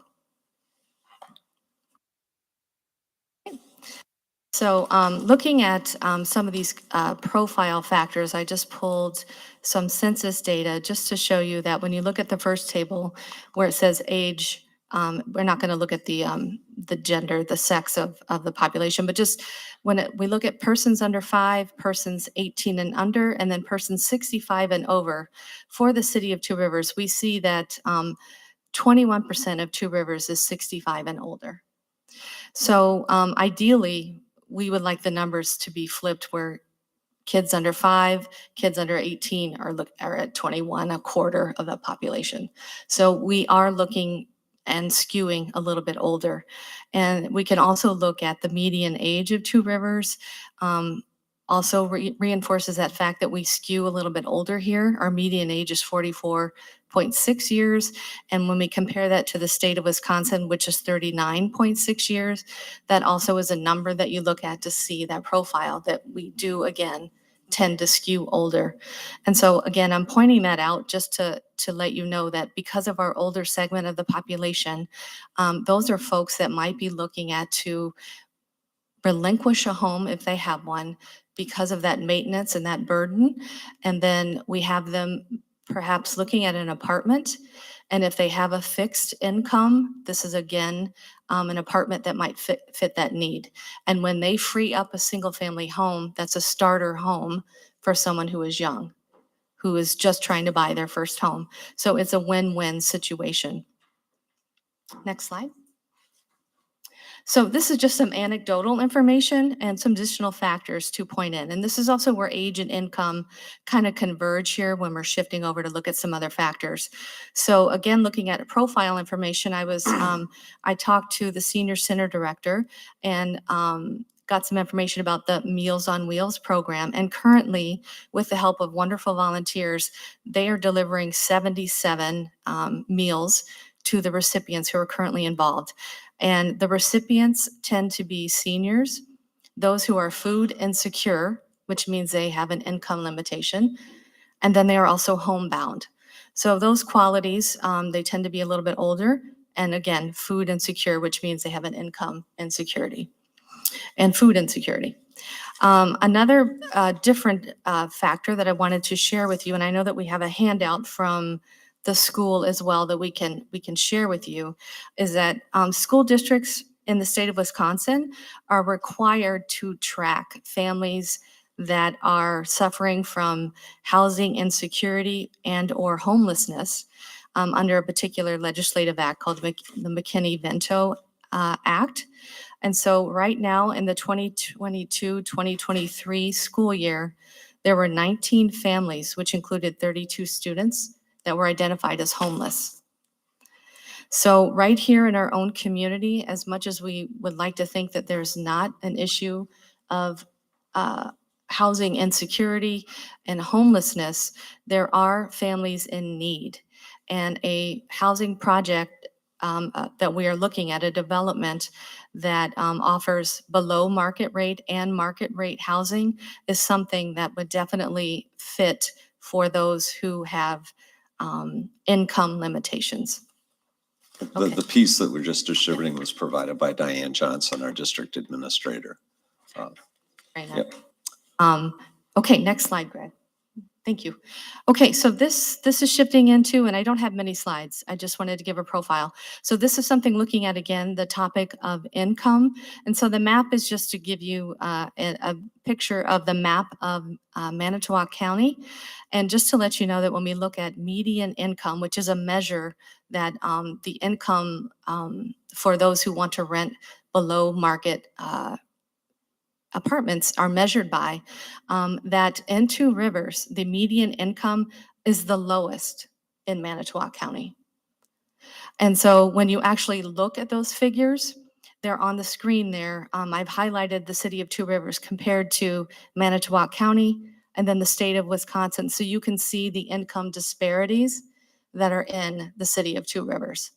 So if you needed to see the numbers, you can see that very much so. There is an income disparity here, and there is a need for some apartments that are below market rate to help those folks who do not even make median income, or do not even have an income that meets the median level at this point. Okay, next slide. Thank you. Okay, so this is just a little bit more in the profile, and it's also the graphic on the left is something that I think might be very helpful, because a lot of people have been asking, what is affordable housing? What is workforce housing? What is market rate housing? And so this income distribution and housing graphic is very helpful, because what it shows for you on this span is on both borders are the minimum income, maximum income. We don't need to know those numbers, but right in the middle is what's called the median income. It is 100% the median income. And on either side are percentages of 30, 50%, and 60%. And so when you are looking at 30% of the median income, for example, and it bleeds over into 50% and 60% of that median number, that's where we're looking at affordable. When we look at 60%, a little bit above that, towards 100%, that's where we get into what's labeled as workforce housing. But please keep in mind that these are all people that have an income. But those percentages as it relates to the median income, that's where those labels come into play of the type of housing that those things get applied to. And then if it exceeds the median income, 120, even 140, that can be labeled market rate. It's above folks' median income level if you have an income above that number. And then you have rates, rental rates that are above that. It's where it becomes like a market rate. So I just wanted to show you that so we have some of those clarifications as to affordable versus workforce versus market rate. And then the other table is just to give you the number of unit breakdown. As Greg had mentioned, there's 54 units. There is a number within each category, and then the number of bedrooms associated with it. And then there is a rent level. And so those percentages are indicating to you as it relates to that table to show you how it relates to the median income. So 50% is 50% of that median income. Those where the rates are going to fall, as in the rental rates and the percent of their income. Okay, so if they make about their income, for example, of a 2-bedroom would be their income would be the maximum of 50% of the median income. The market rate units would mean that they would be in the market rate range. No income restriction for market rate. Correct, yes. Okay, next slide, Greg. And so just wanted to wrap this up with, I guess I didn't email my updated one, but that's okay. The leasing process, just want to clarify with everyone how someone can rent and lease an apartment from West River Lofts. You will apply to rent an apartment like you would anywhere else. There is a management company that will manage the property. It's called Team Management. They currently manage properties in Manitowoc County already, so they're local. They're not from Madison, they're not from Milwaukee. They do other properties within our area. The applicant will provide pay stubs, proof of income, which is then verified by this management team on an annual basis. So they are checked regularly that they are employed, that they have a source of income, and that it meets the income qualifications for those units. And then just some other information for those, I've been asked some questions. And for people who would be living there, they are allowed to have small pets. Anyone out there who would like to rent an apartment? And then that there is no smoking allowed on this, in this facility. In the apartments, it's a non-smoking property. And I believe that's my last slide, Greg. The next one is just one of the renderings that we have. So just wanted to share that information to help clarify any questions that anyone might have about this development as presented to us. So thank you. Yeah, if you want to stay handy in the front row there, Elizabeth, that would be good. I noted the easement agreement that is Exhibit F, and I don't know, I didn't catch this, but I got a note from a council member. The option does not appear to be included.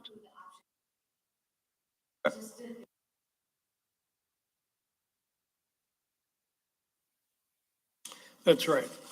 Okay, so actually there would be three, if you will, three things related to city use or purchase of real estate: easement for the existing trail, easement for the bridge approach, option on the bridge approach. Okay.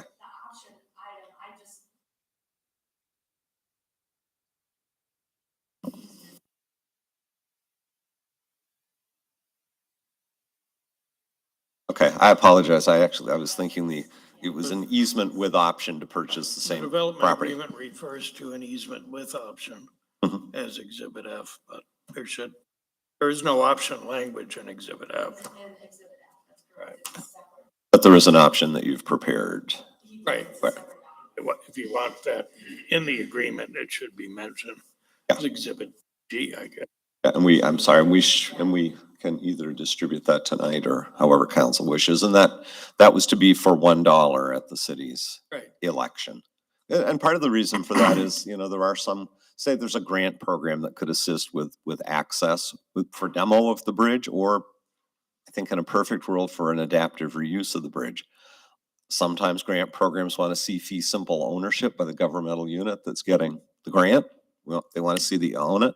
Other times a permanent easement is sufficient. That whole area is, like a lot of the downtown waterfront, is brownfield. And there are, right at this point in time, generally protections for cities that buy brownfield sites. There are times you may not want to own, and having that easement is better. So that would be at the city's election. And again, we could furnish that to council real quick, like if you want to see it. Thank you, Adam. You reached out to me on that. I do want to ask one question. Are they getting any money from the state to build this facility?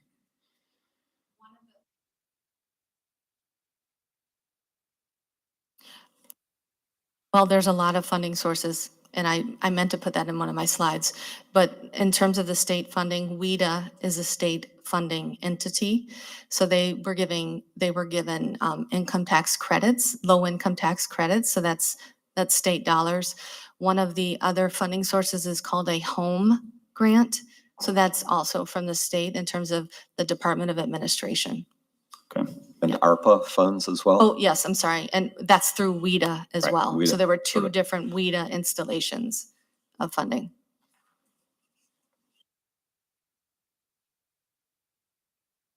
Who pays the rest of this rent?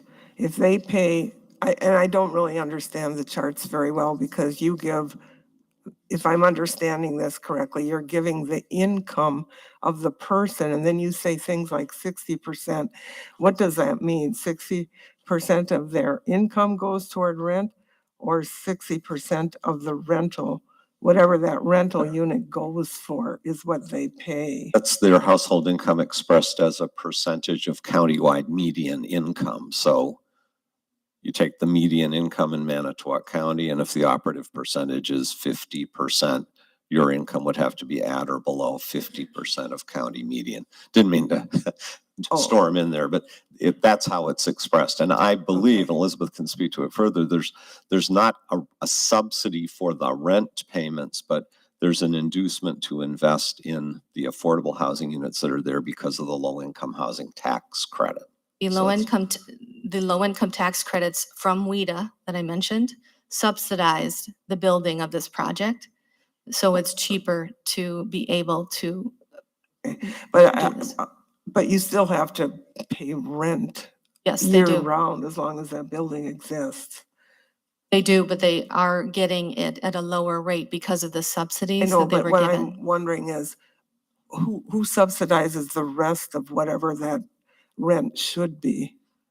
The low-income tax credits that the developer received, and he also was given equity from another equity firm in Chicago that is also a component, a non-state funding agency that is also a funder of this. It's leveraged by many different funding sources, and it is a national equity firm out of Chicago, Federal Reserve Bank, that has given $690,000 to help fund this as well.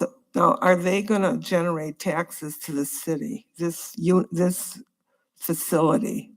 Yes.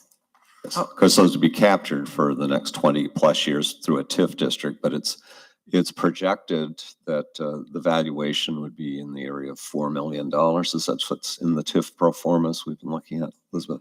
3.9 million. But again, with the Not TIF. yearly. What's that? So, okay. Yeah. So you're saying that,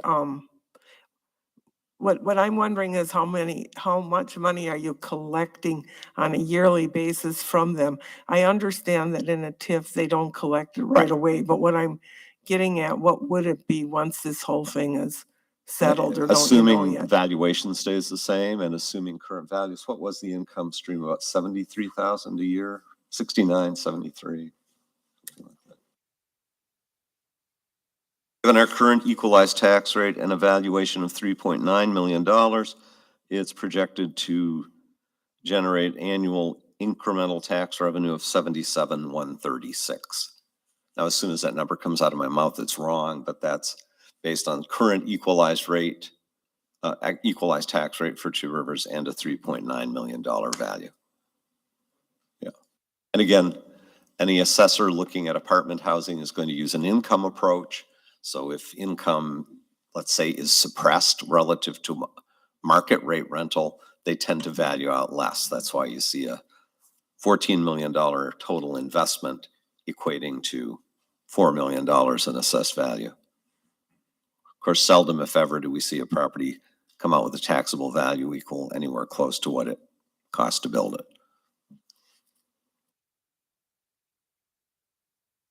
Any other questions for Elizabeth? Yes. Just to be clear for the public, the rent per unit will be based on an individual's income or family income, correct?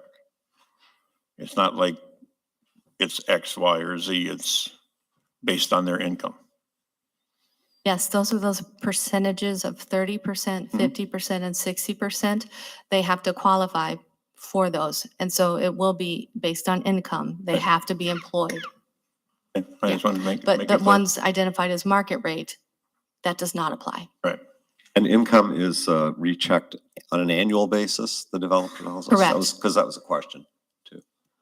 It's not like rent controlled units in New York City where once you're in, you got a lock on it, but there is an annual reporting and review process. Correct. We understand. From the on-site management company, yep. I just want to make it black and white for everybody so they know. Again, in the development agreement, the $100,000 is proposed as a direct grant from the city's Affordable Housing Fund. Right now, we've got about $145,000 in that fund. You know, the CDA came out with a program offering low interest loans for homeowners on major entry corridors into the community. We had one person show some interest, but have had no bites on that. Some of that money's been sitting there for 3 or 4 years now.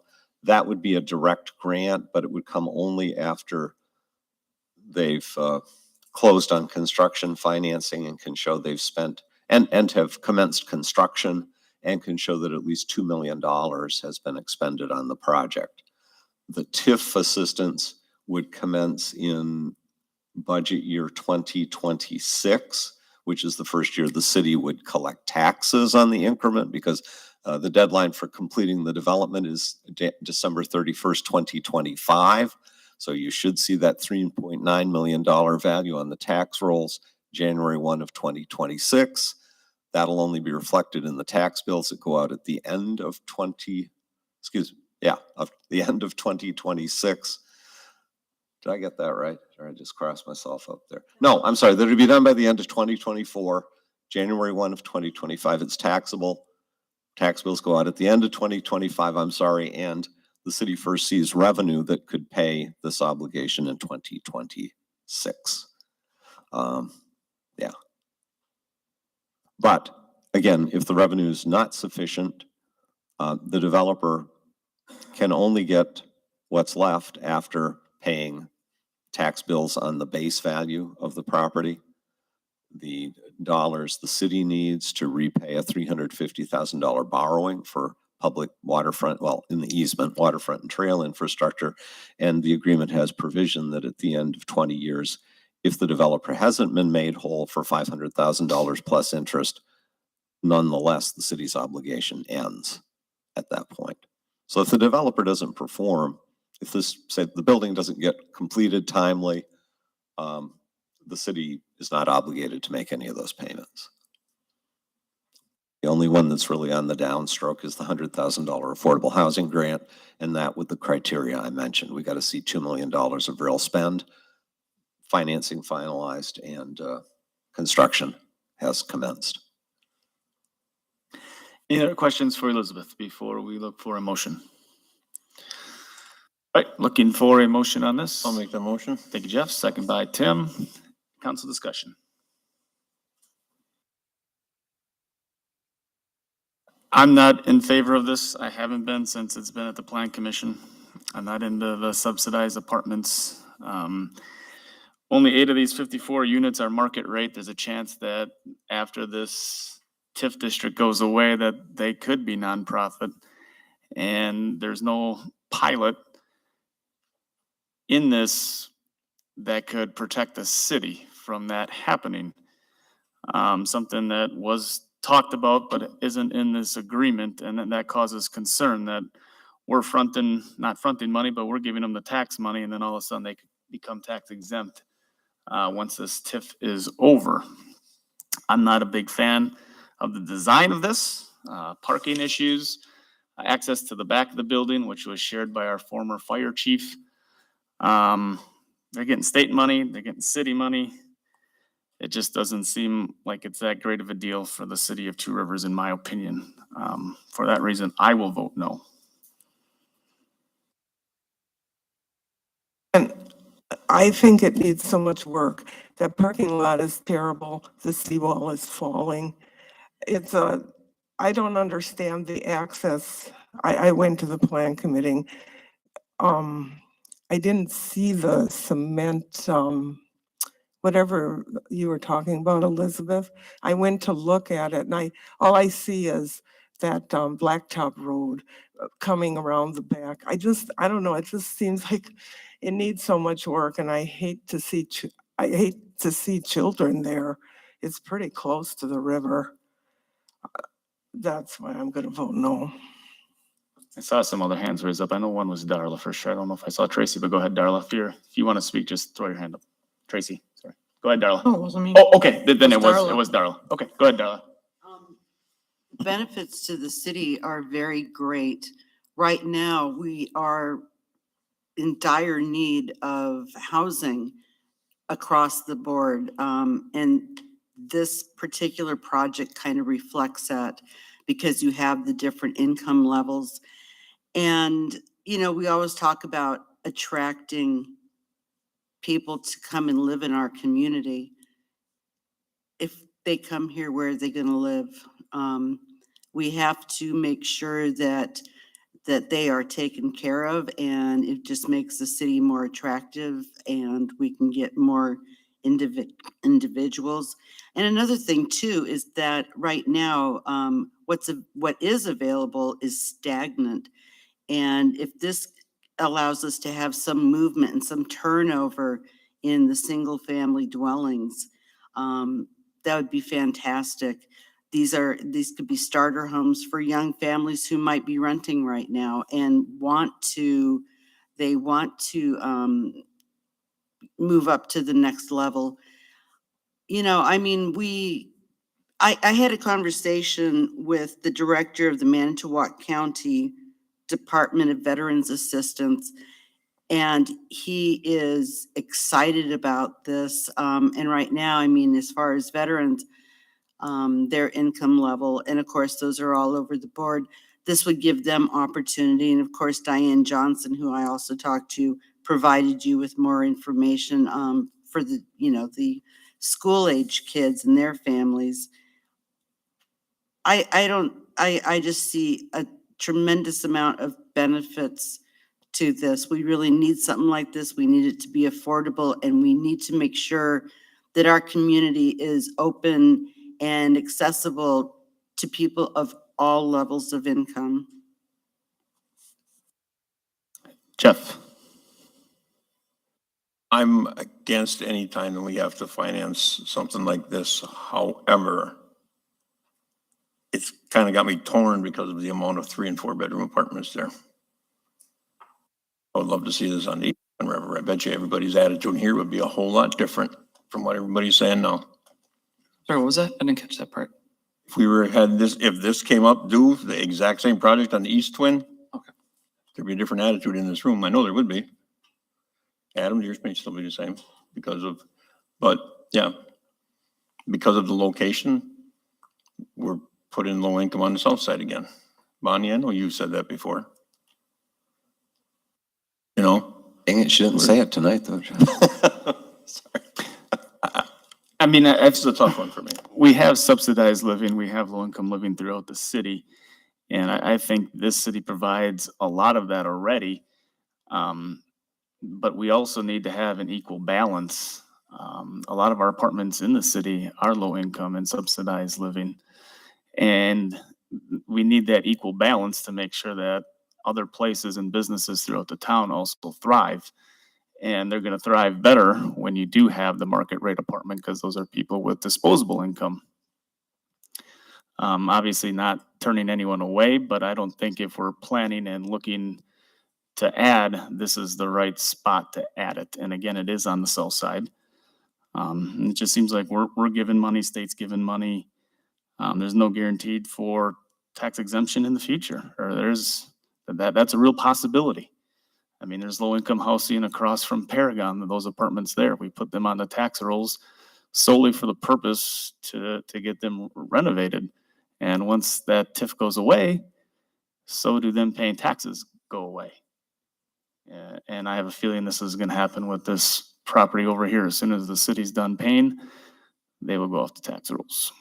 If I might address that, Adam, because you had at Plan Commission last week, Monday, address that, and time's been kind of short. I was off on Friday, but and we have had development agreements in the past. Or we have I think we pilots. did it with Edgewater Terrace, actually, with because they went exempt, and then they came And back on the it's- rolls to get TIF assistance. We also put it in that contract, I believe, in the industrial park with the person looking at that farm field. We won't go into too much detail, but I think it's addressed in there as well. Yeah, and to protect the city. actually, on Friday, agenda was already going out the door, but we did have some dialogue with the developer.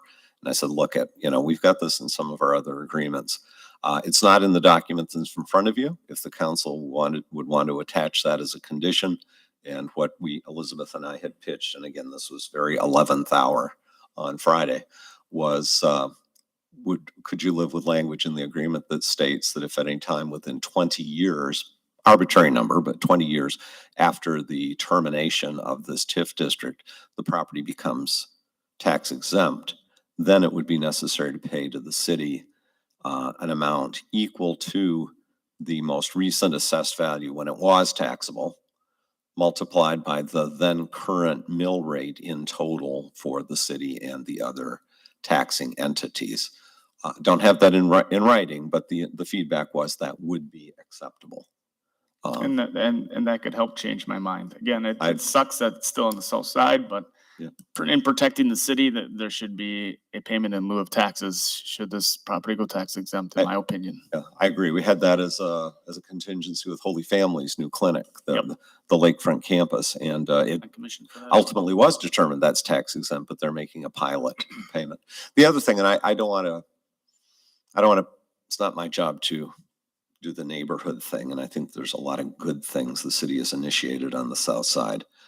But I would point out, when I came to town in 1995, the roof was just going on the second building at the Lakeshore Park Apartments, 2 16-unit buildings. I don't know the mix there, but it's Section 42 housing. And I remember when the decision was made for the Leicester Public Library to be located next door, there was a lot of conversation in the community. Okay, that looks really good right now, but that's low-income housing next door. And you just wonder what it's going to look like in 20 years was a figure I'd heard. Well, we're 26 years now since the completion of the Leicester Public Library. Lakeshore Park Apartments they've been re-sided and re-roofed, very well maintained. I did, just for kicks, not for kicks, but for my edification and counsels, going into this meeting, talked to our police chief and said, what about calls for service to that property or to Edgewater Terrace, which affordable housing, long-standing, I don't know, that development's 40 years plus. The numbers are really no higher than you'd see in a lot of single-family neighborhoods in the community. I think, help me out, Ben, it was like an average of 9 calls for service per year for Lakeshore Park. I bet you came with numbers. I'm just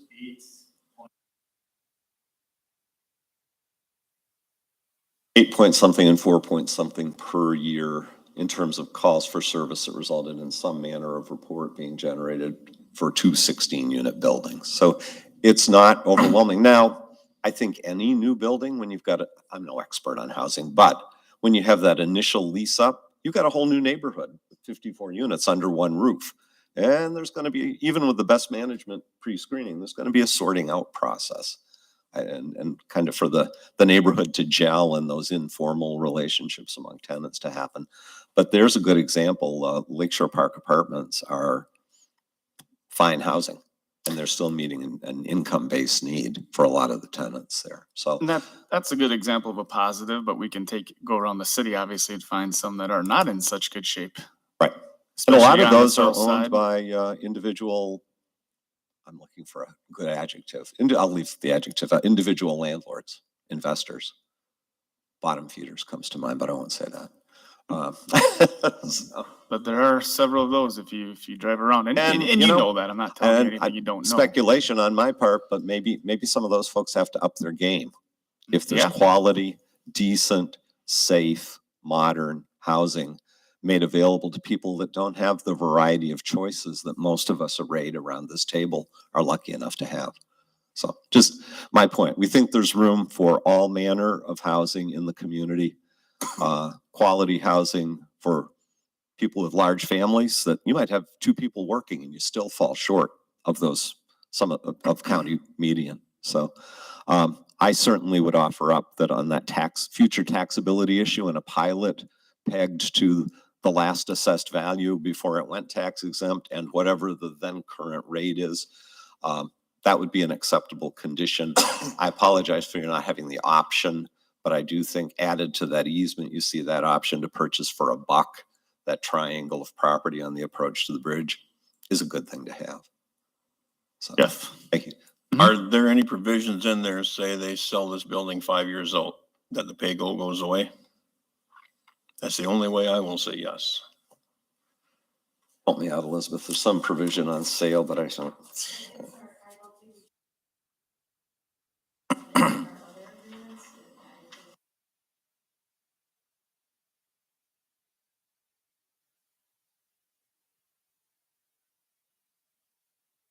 A person, to my knowledge, another entity buying this property would still be subject to the same restriction, income restrictions and things that go with the tax credits. But I I won't speak to it beyond that.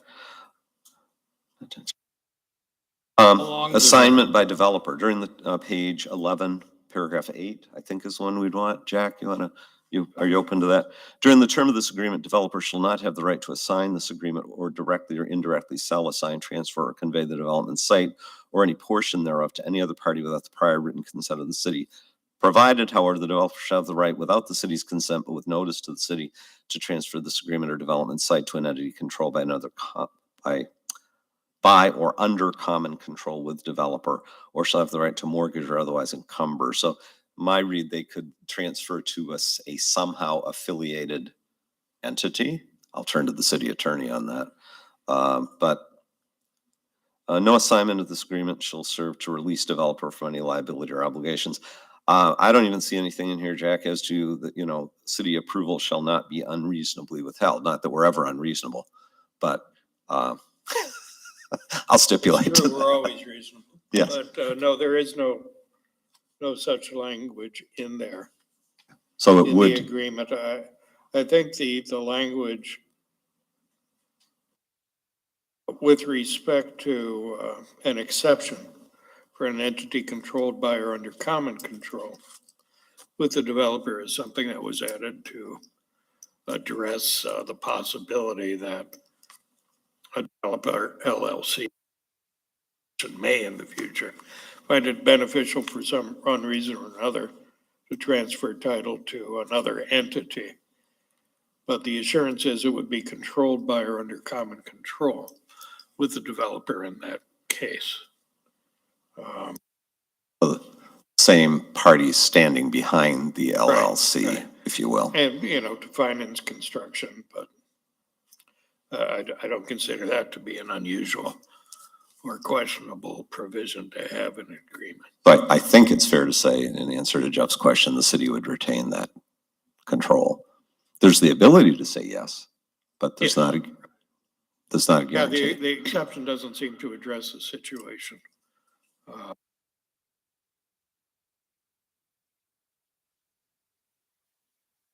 Where those circumstances would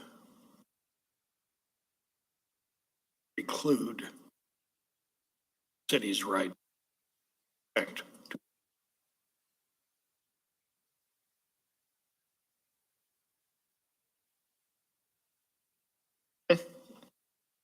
Tracy? For the record, I would support this if it was on the East Twin. I think it's a good project. I think it provides equitable housing to the kind of workers, all the workers that we need here, and quite honestly, in Manitowoc. I think that they've showed good faith by addressing the environmental issues that made this a brownfields in the first place. And that's in part why you have the parking lot where it is and not going to be disturbed. And it's the cover. And I think it's, I like the idea that they allow pets. I know of veterans and such and elderly that would enjoy having an elevator building so that, their mobility issues can be addressed. And they are on limited income, so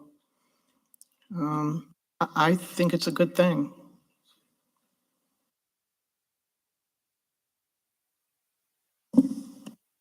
Darla? I'm just curious as to why this would be acceptable on the east side of town as opposed to the south side. That I don't understand where that opinion is coming from. I mean, this is rehabilitation of a brownfield site, which can be nothing but good. And the seawall is going to be repaired. The area is going to be, look at it right now, and it needs to be rehabbed. So what's the difference between the south side and the east side? Well, since I live there, there's like 7 spots on that south side that would have had low-income units. Some of it fell apart.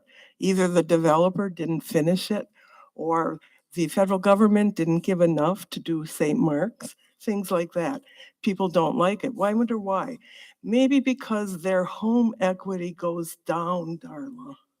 It doesn't go down on your side of town. I mean, that's a big thing because there are people on the south side with not much money, and little by little, they fix up their houses. I wish I wish that would be looked on with some respect.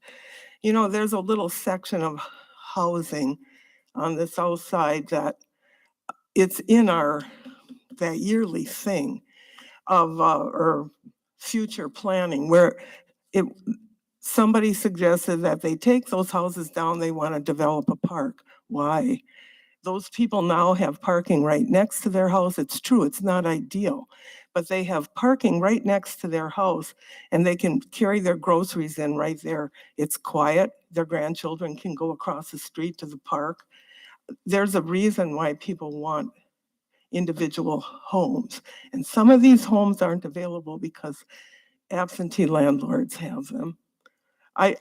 There's a whole block on 14th Street practically that's all rental. That's not ideal. You never know when you're going to get a drug dealer. And as a matter of fact, there was a drug bust 1 block away from this. 1 block away, there was a drug bust just about a month ago. I mean, We had our first, we had our first meth lab at a condominium development with $300,000 condominiums. With respect, Bonnie, the stereotypes don't fit. It's not fair. Don't give me that crap. When I go around getting signatures. I don't know what gets said when you get around getting signatures. I don't. And they'll say, there's a drug house over there. There's one over there. But I know that it has a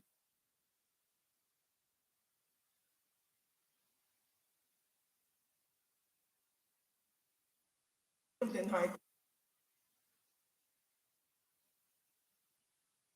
I don't intend any disrespect, but, the city during my time here, Lakeside Court was developed. It's for low to moderate income homeowners, and 10 new houses were built. And some of the same families that built homes there because they were young, up and coming families, homeowners, not rentals, understand, but that was in the heart of the South Side. The Lester Public Library, by the definition that says Lakeshore Park Apartments are South Side, is on the south side. I just really struggle with trying to with what appears to be pitting one neighborhood of the community.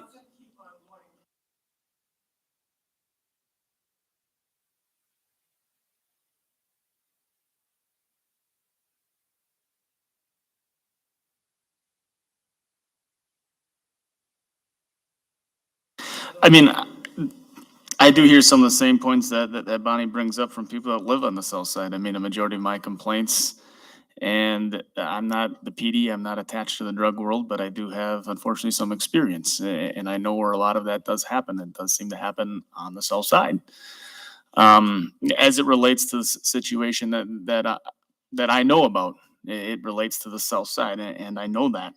That doesn't mean it all occurs on the south side. I'm not naive. But I think there's a bigger problem on the south side than there is on the other side of the city of Two Rivers.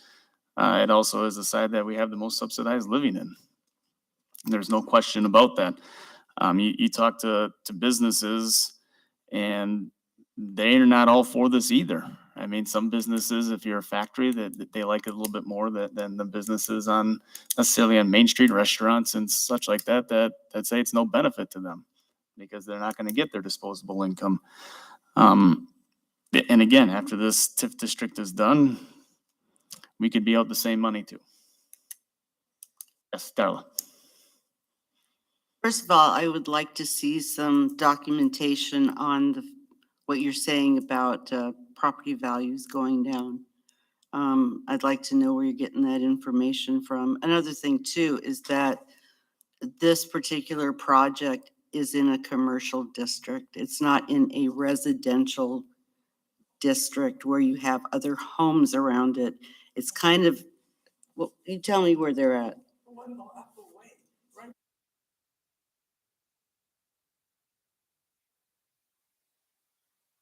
And their property value is going down? Or would go down? It might. I'd want to see your, You know, I don't know statistics. Here's what. I went around.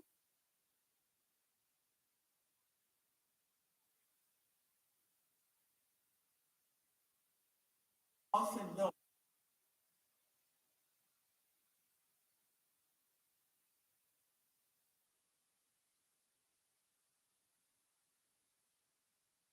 No, it isn't. They said no right away. That says, it doesn't matter whether it's statistically accurate, it matters what the perception is. In other words, they know they're not going to be able to sell their home. And they've been putting money into their homes. Doesn't that mean something to you? yeah, it does. But what really gets under my skin is the fact that lower income people are, in your opinion, the way I am looking at it, they're drug dealers. Oh, They for are heaven's sakes, Darla. criminals. No, that you are, Okay, but that's what you're, I'm talking right now. I am not done. oh, I'm not either then. Go ahead. Good. I'm going to finish up Go what ahead. I need to say. One person at a time. Let's rein it in here. Now, another thing too, I mean, we're looking at a class of people that a lot of them are in that particular level because they have been, maybe they lost their job. Maybe, you know, I mean, there's so many different reasons. They're not shiftless. They are productive people. You need to have a job in order to live at this place. And another thing too is the fact that if we have that kind of project over on that side, that could spur, you know, development on that side of town. Look at how many people are living there. They can all walk over to the new coffee shop. Well, what about other things that could possibly go up? So in that respect, I think that there's a great opportunity. I really take umbrage at the fact that what I'm getting from you is that the people who would be able to afford this are not as worthy as other people. Okay, you know, you do that a lot, Darla. I never said that. It's what you're hearing. I actually am trying to protect them. I hear the people across the street who put money into their houses and don't want a lower income, just a large facility. You have so many in this city. And I never said that. I come from a poor family. I hate saying that shit, but I do. And we all worked really hard. I started when I was 11. His father started when he was 11. That's how this community worked. And people had respect for themselves. They had respect even when they weren't as rich as somebody else. And that really gets me. You always know how to say the right thing to push somebody's buttons. I think what we were kind of talking about though was that we have more of a drug problem on the south side. We have more low income housing on the south side. And I think we weren't necessarily stereotyping that it is coming from the low income. It's just a matter of it's one after another thing that seems to be falling on the south side. That's how I understood it, not necessarily calling them that. I would like to hear from Chief Minert if the south side is so much worse than the rest of the city. I would like to see statistics on that because right now I think that it's just I think that it's opinion rather than fact. So I would like to know, I would like to get information from him because I think that we are not serving all of our population, and us as a council, we serve at large, and we should be looking out for all incomed people, you know, all different levels. And I just feel like, you know, these people are being punished because there is a stereotype for people in that price range, and which I don't think is fair. Jeff, then I saw Tim. Go ahead, Answer Jeff. Darla's question, why would I rather see this on the East Twin River? between the city and the community, we just spent $1.8 million on a park. There's 3 and 4 bedroom apartments there. What does that mean? Children. It's closer to the beach. And Bonnie, you said it best. You validated my point. You get out and talk to the people, therefore the data is in your head. You talk to them. You talk to them all the time. Thank you. For people that we're representing, nobody lives there. It doesn't exist. So we don't represent people that don't exist yet. I understand it'll help some people move here, but those people may not have the income to, you just, doesn't cheapen, but it seems to cheapen it. I've grown up here. It's always been south side where the poor people live, and it irritates the hell out of me too. That's what I.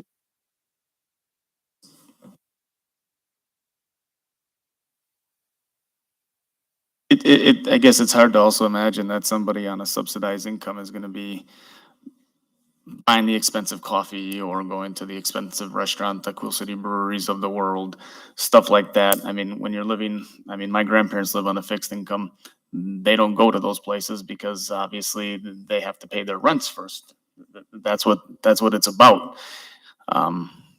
Those are the businesses that when we're speaking or when I spoke to, that they say personally that this doesn't help them. It's not a benefit to help them, but tax money goes away.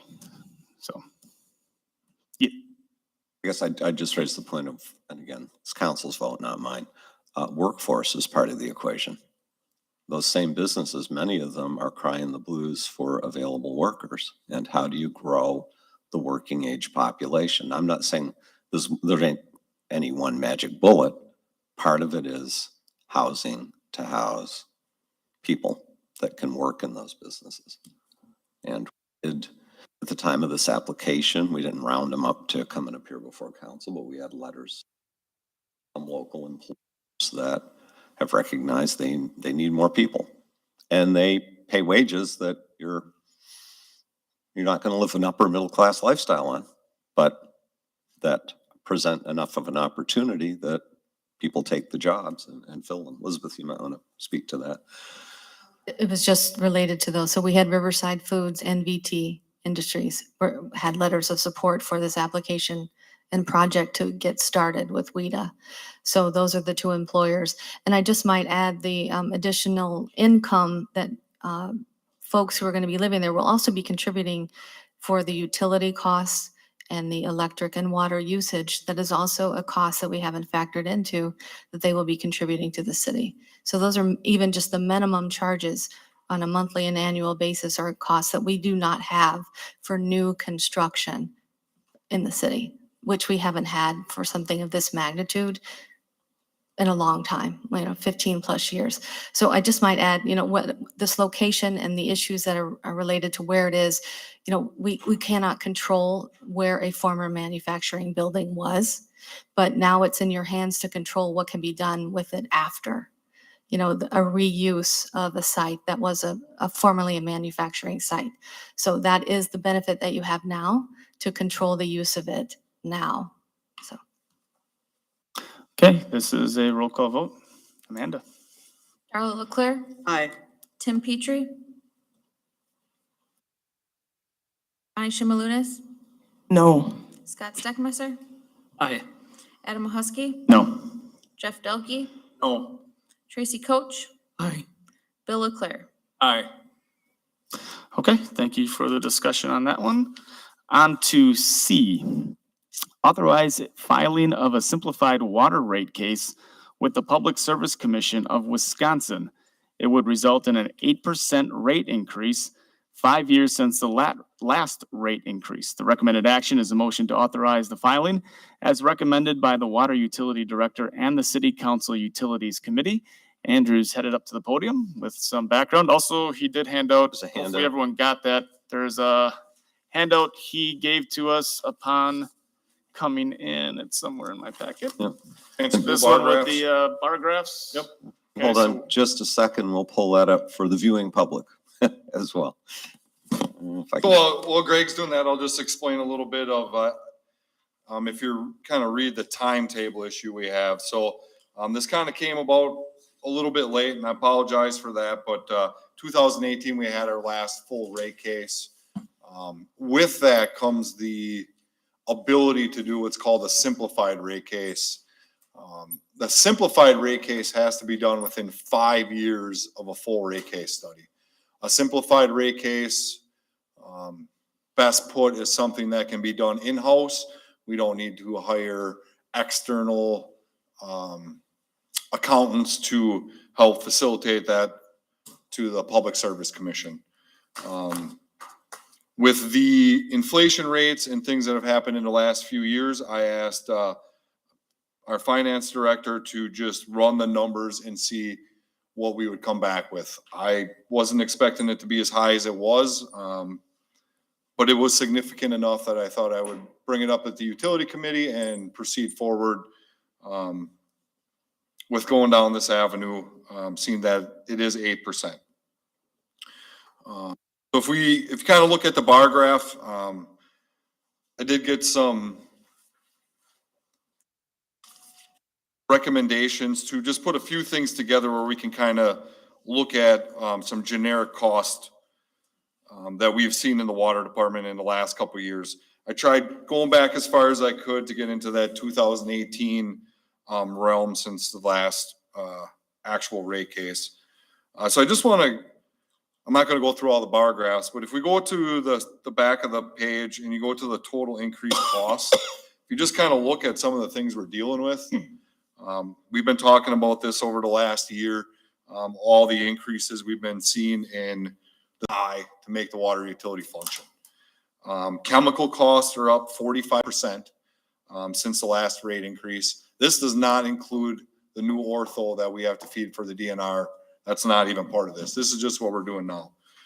Meters that we use, we go through 300 roughly a year. We're up 35%. The actual membranes that we put in the plant to filter the water are up 61%. The cost of living added together for CPI since the last rate case is only 15.7. I'm here to tell you, everything we need to buy for that facility is over 15.7.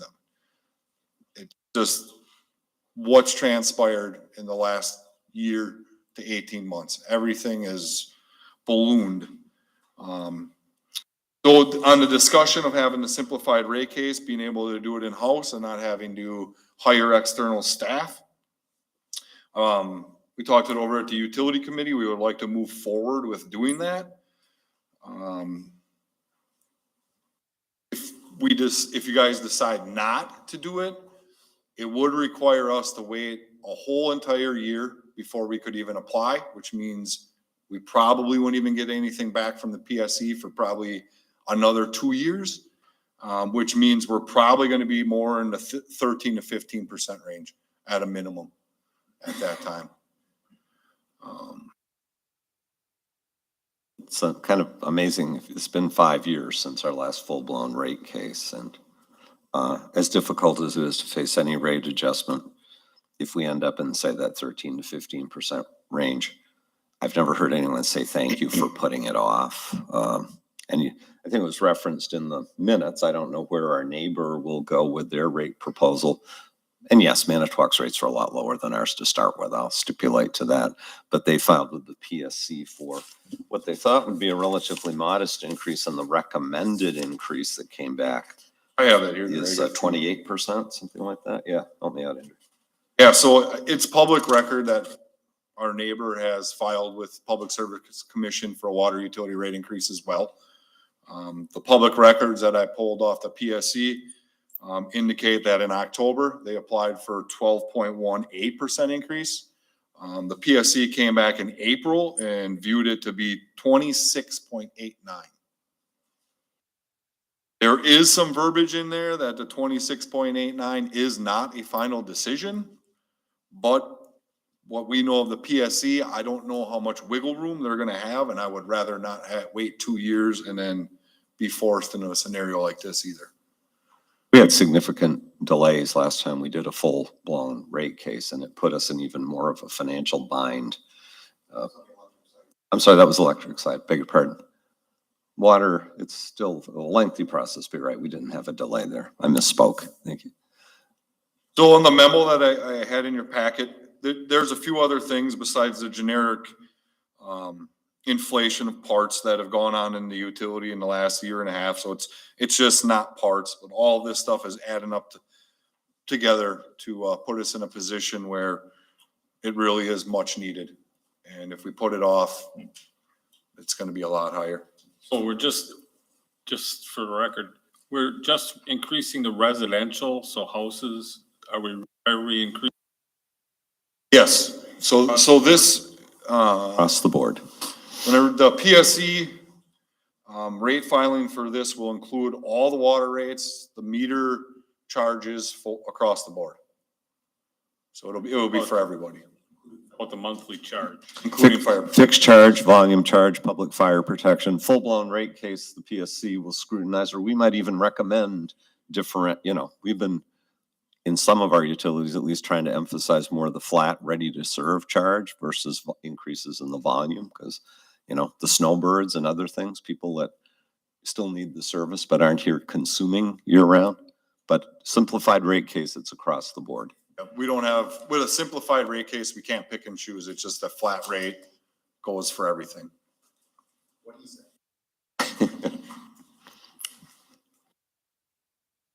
Okay, that's our background. And it is a Any unanimous questions for, recommendation. we can ask questions of Andrew, not get in discussion, but as long as he's up there, we can certainly ask him questions. Jeff? So regardless, there will be a rate raise, right? Yes. Yeah. Yep. I mean, nothing we can do about it. I mean, even if we vote no, there's gonna be a rate increase at some point. Yes, so one of the things I will mention is just our operating expenses. If we take just operating the plant itself, since 2018, when the last rate case was filed, we have seen, because of these costs going up as much as they have, just on the operating expense alone, we're seeing a 3% increase since then. So just operations alone, we're at 10.68. Each year. We've been going up 3, which means since this last one, just operating expenses are up 10.68.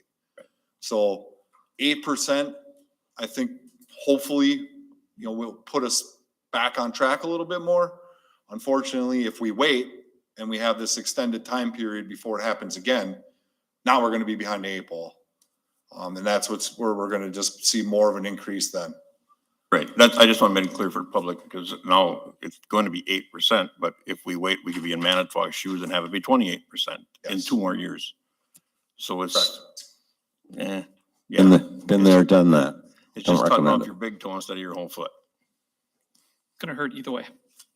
Right. Some way, somehow, but Yeah, and I'm not, it's gonna hurt worse. I don't want to be the guy standing up here asking for rate increases. The operators have done a phenomenal job the last 2 years, training and taking on responsibilities they have never done before to try and bring as much cost back in house as we can. And they continue to do this every day, every week.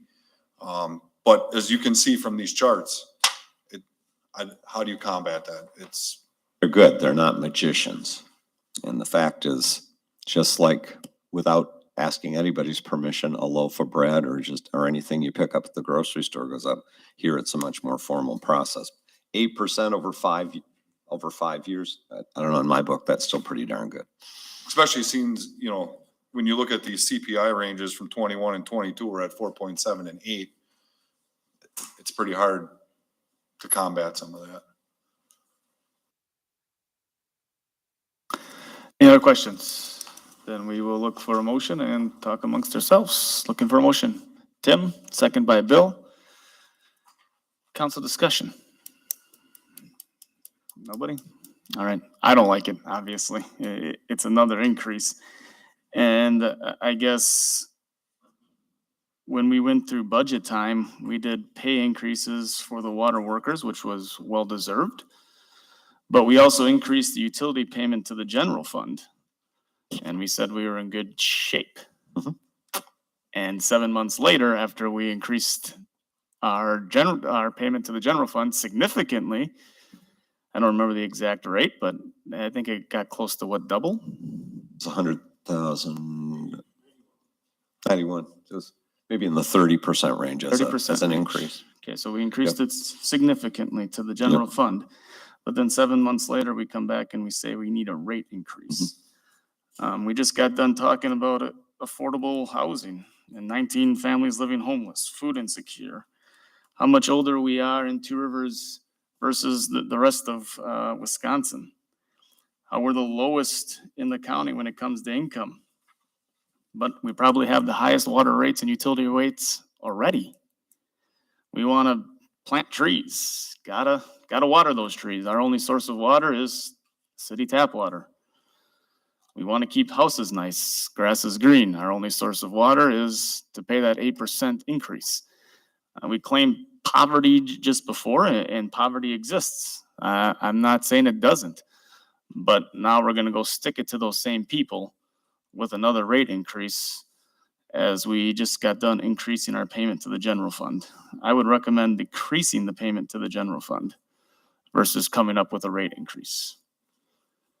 Right now, those people are paying property taxes, it goes to the general fund, then they're paying utility costs, and we're kicking some of that back, right back to the general fund, of which we just increased. And I know we got to balance the budget. I get it. It's not uncommon among other cities that do the same thing. It's not like Two Rivers is the only one that does it. We don't. But we are also at the max Your that the point state allows. Yes, your point isn't lost on me. I agree in many respects.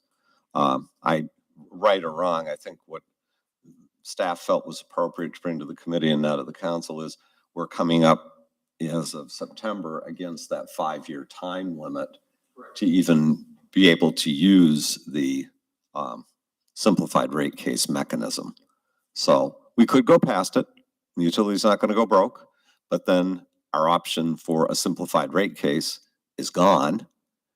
And you do, as Andrew explained very well, a more expensive rate filing that will happen, as Jeff pointed out. It might not happen for a couple of years. And when it does, it'll be an even bigger rate increase on those same folks. Yeah. So I wish we had flagged that aspect, that we're coming up on the time limit for the simplified rate case at budget time. As for the property tax equivalent, we brought it up to normal. We've been suppressing it for 20 plus years. I would say about 20 years at below normal. Not disagreeing, just different perspectives on the same hard facts. Connie. I think you got to stop putting fees on that utility bill. That's all I'm going to say. That does not help. We probably should look at that. Yeah. I mean, I'm just saying it doesn't help because. I hear you. No, I hear you. Anybody else? Tim. As for watering grass is cut too short in the city. It should be 4 inches during the summer anyway, so it shades itself, so it doesn't. Cut it way too short. It's not a golf course. I agree. I keep mine at 3 1/4, which is what Storm asks you to do. And I'm still watering it a lot. But yes, you are supposed to keep it longer, which helps. In fact, I'm above the 3 1/4 right now. Right, I never water mine. We leave it pretty long. Still brown, but you know. Arizona's nice. I used 13 units of water last month. It's my vice, but I like green grass. Darla's hand. Just a side note, for the Environmental Advisory Board, we are looking into trying to research what they call bee lawns, BEE, that you don't have to mow, that are like a ground cover, which the pollinators like, and they don't require as much maintenance as turf, as grass. So, and that might be a really good option. So, I mean, there's other things that people can plant. That's all I'm saying. So we're going to be looking into it. Tracy. Okay, we're at the limit for when we can file the simple rate increase we're coming. report application. You file it, do you still have to implement the increase? In other words, file it, Ask. File it with the intent of never implementing it or hold it in your pocket for Hold it in your implementation? pocket. Yeah. My best answer to that would be a guess, and it's no, you can't do that. But that's a guess. I mean, I don't know that for a fact, so. Anybody else? All right, see none. Roll call vote. Amanda? Tim Petrie, Aye. Donnie Shimalunas, Aye. Scott Steckmeister, Aye. Adam Mahusky, No. Jeff Delkey, Aye. Tracy Coach, Aye. Bill Leclerc, Aye. Carla Leclerc. Aye. Okay, now the moment Dave Casepier's been waiting for. 2.5 Dave doesn't hours need later. any more money for you. He's got his report card.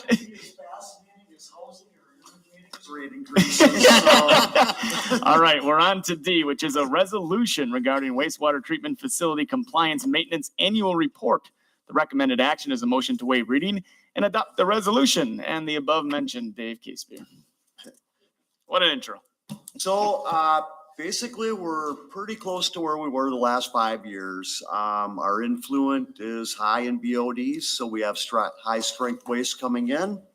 We have a general idea where it's coming from, and we're working with the facility. As far as our discharge goes, we were almost impeccable. We had a problem with our biosolids last year where we're running short of land. We work with individual farmers. Acquiring land is getting to be a little tricky. We picked up about another 300 acres this year. We'll see how it goes. We're not leasing the land. I think down the road, it's going to be our only option, just to be honest with you. Dave, is part of it because of cow manure management? I mean, there's a Well, lot of that's demand what it for is. putting nutrients in the There's not a soil. lot of smaller farmers out there anymore. Yeah. They're few and far between, and any of them, they're generally getting out of farming. They're leasing their land to the bigger farmers. And I understand why they're doing it. I mean, it's a significant source of income for them. So that's kind of where we ended up there. We over applied by about 17 pounds an acre, which is not much, but we still over applied. We had 52 acres to work with. We needed about 60. We got reverse eligible, took a little hit for it, and that's kind of how it went. Went this way about 3 years ago too. I have a question. Yes. I know that this isn't maybe much help, but can you sell it to people who are interested in the city? You No, we cannot, can't. by law. We're a Class B sludge, Oh. so it has to go on farm fields and just for food production for the cattle. Milwaukee can sell it, and it's a product for Milorganite. them. Yeah. Milorganite. Yeah. Oh, other than that, we looked pretty good last year. It was just the high BOD influence that really put us over. We didn't deal with the flows as we have in the past. We had 1 month that we were over our design flow. That's been pretty good because the last 4 years have been pretty horrendous. So. What's the status on, while you're up there, if I might, on the screw press, the sludge press? Yeah, September. Okay. We'll see.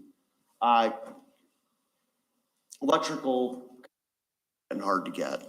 And they've got pushed back a couple of times now. The last I heard is September, but I've had other electrical components back ordered for a year now, so I'd be surprised in December. Jeff? Questions? Jeff? Yes. Do you have to get approval from certain fields for the DNR or? Yes, everything has to be approved. It goes through a permitting process. So we submitted a little over 500 acres of different properties through one farmer, and we were approved for 418 acres. So that will help going forward. But who knows where PFAS is going to come in the next couple of years. I'm pretty much thinking everybody's going to go to a regional of a plant, and they'll probably end up incinerating it.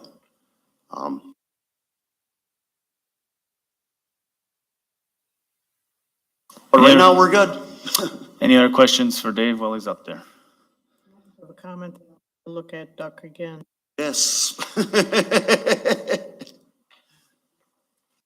All right. Ever. It must be an inside thing, huh? Yeah, he gave us a tour and we were walking around and he made some comments about Duck that I wasn't prepared to hear. Well, we'll let you keep that an inside thing. Looking for a motion on this resolution. I'll make that motion. Thank you, Jeff. Seconded by Scott. Any council discussion? See none, it is a resolution. Roll call vote. Amanda? Connie Shimalis, Aye. Scott Steckmeister, Aye. Adam Husky, Aye. Jeff Delkey, Aye. Tracy Coach, Bill Leclerc, Aye. Darla Leclerc, Aye. Tim Petrie. Aye. All in favor. Okay, on to E. This is for discussion only. It is a draft amendment to section 10-1-24B2K to prohibit new access granted on Washington Street for the purposes of new drive-through establishments to properties fronting Washington Street between the West Twin River and 20th Street. I'll defer to Elizabeth if you have any questions, but this is I'll say a different version of what the council opted not to adopt a couple meetings back regarding drive-through and drive-through facilities along Washington Street in the heart of the traditional downtown area. It's changed in a couple regards. The original ordinance amendment was meant to apply from the Washington Street Bridge to 21st Street.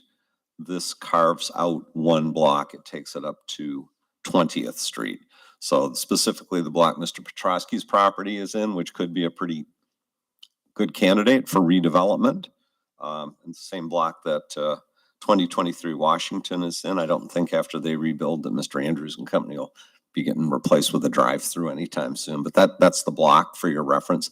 That's lopped off, kind of recognizing that block has gone toward vehicle-oriented commercial activity already. It's still, the rest of it is the same as far as the geographic coverage. And maybe a little more nuanced approach rather than saying there can't be any new drive-through facilities established in that area that require access to Washington. It simply states that no new accesses will be granted and no modifications of existing accesses granted for purposes of new or drive-through establishments.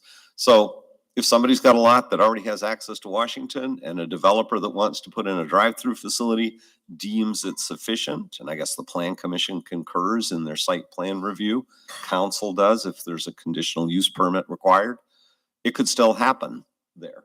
But if there is no access, or if it's a residential driveway that doesn't exactly work for a Culver's or Burger King drive-through lane, it would preclude modifying those. The reason for bringing it back now is not to spend $350 or so on a legal ad again and bring it back. The thought was to have some discussion. Council obviously can't tonight say, yep, we'll approve this if you bring it back. There's a public hearing requirement, and I know you all take that seriously, but we wanted to solicit feedback on this point. We did talk about this at Plan Commission last week, Monday. And yeah, so pretty much we're not going to allow new curb cuts or to expand current curb cuts, because there are obviously some smaller curb cuts that may be used for residential right now. One comes to mind, the old Brigham real estate has a small curb cut that you can access for like a single car driveway. They couldn't expand that to have a drive-through access in there and take away any further parking in our downtown. So if you have the curb cut and it's accessible or big enough, wide enough to allow for a drive-through, you could get granted for a conditional use permit. Obviously, got to go through Plan Commission, public hearing, and then back here to City Council. It's pretty much a wrap, which Greg pretty much summed up, but maybe not in that form. Points, Elizabeth? You know, we might want to put something in there that sort of takes a snapshot or inventory of those approaches, because if I was an enterprising property owner and I've got a person that wants to put a drive-through facility in my back pocket, I'd say, well, no, I'm just using it for what I'm doing now, but I want a 35-foot wide driveway approach for my, the attorney might help us on that a little bit, because right now, I just worry about that a little bit. And I will say that plan commission members were wondering why the heck this got brought back to them. That they thought they had a pretty good deal when it came here, so they did do, and that was not me that said that, by the We way. said we couldn't figure it out. Yeah, yeah, we were also lost. No, we didn't say that. We didn't say. We did explain it, and this was kind of, I guess, their way of the rest of them kind of throwing in some kind of a compromise, so.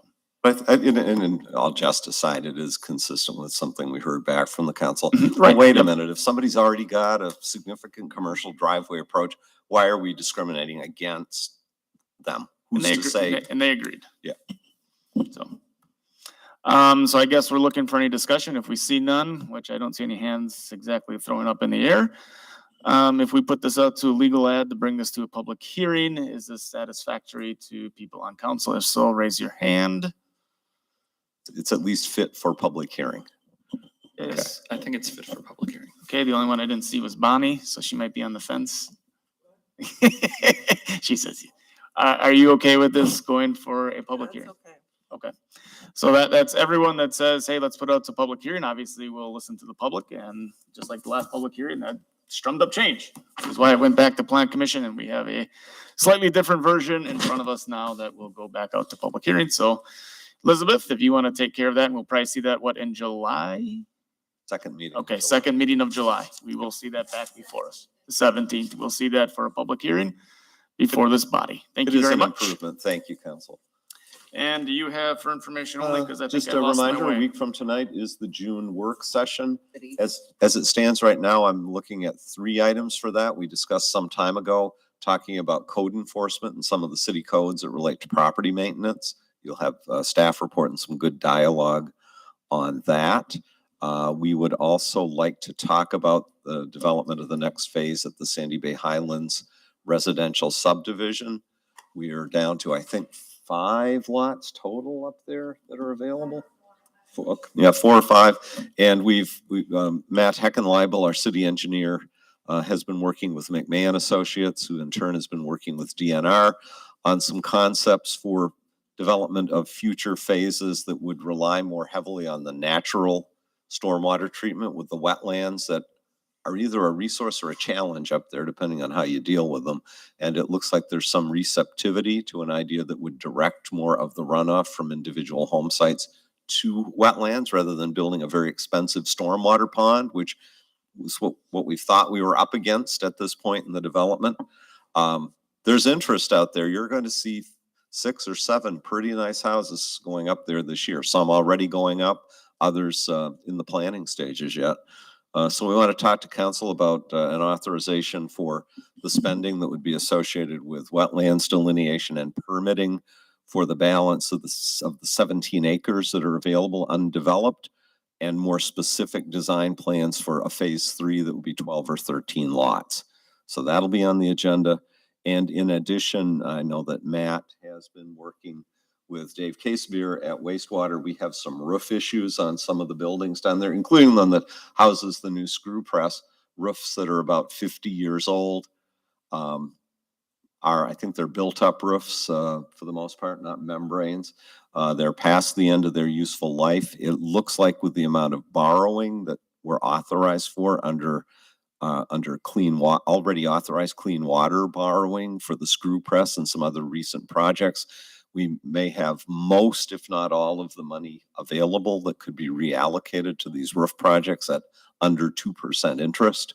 So be a staff report on that to explain the need to the council and whether we want to take advantage of basically projects that have come in within budget or haven't used up too much contingency and make some pretty low cost capital money available to us. So as it stands right now, those are the 3 items. Emphasis on the code enforcement discussion though, because that's been the council's request for a while now. That was on money already borrowed, you said, just for clarification. But on the roof. On the roof, yeah, money that you've authorized borrowing and the state has authorized. If we limited it to the purposes for which it was borrowing and not for other capital projects, we wouldn't borrow it all. But we're saying in this case, it's a good way to get those roofs fixed up for the long term. And good things happening at Sandy Bay Highlands, because There really are. it's a mix of people that live in the community building new houses, and it's another group that are coming from outside of our community and from the Fox Valley that are building houses up there, so. Isn't it great to say That's there's people great. locally as well as from out of town that Yep, are bringing a boatload of equity out of the Yep. current housing market. So, Yep, so that's good awesome to hear. just a reminder, City Hall will be closed on July 3rd. Council previously authorized employees in the City Hall and in any outlying departments that see fit to close. Employees will take personal leave or unpaid leave for that.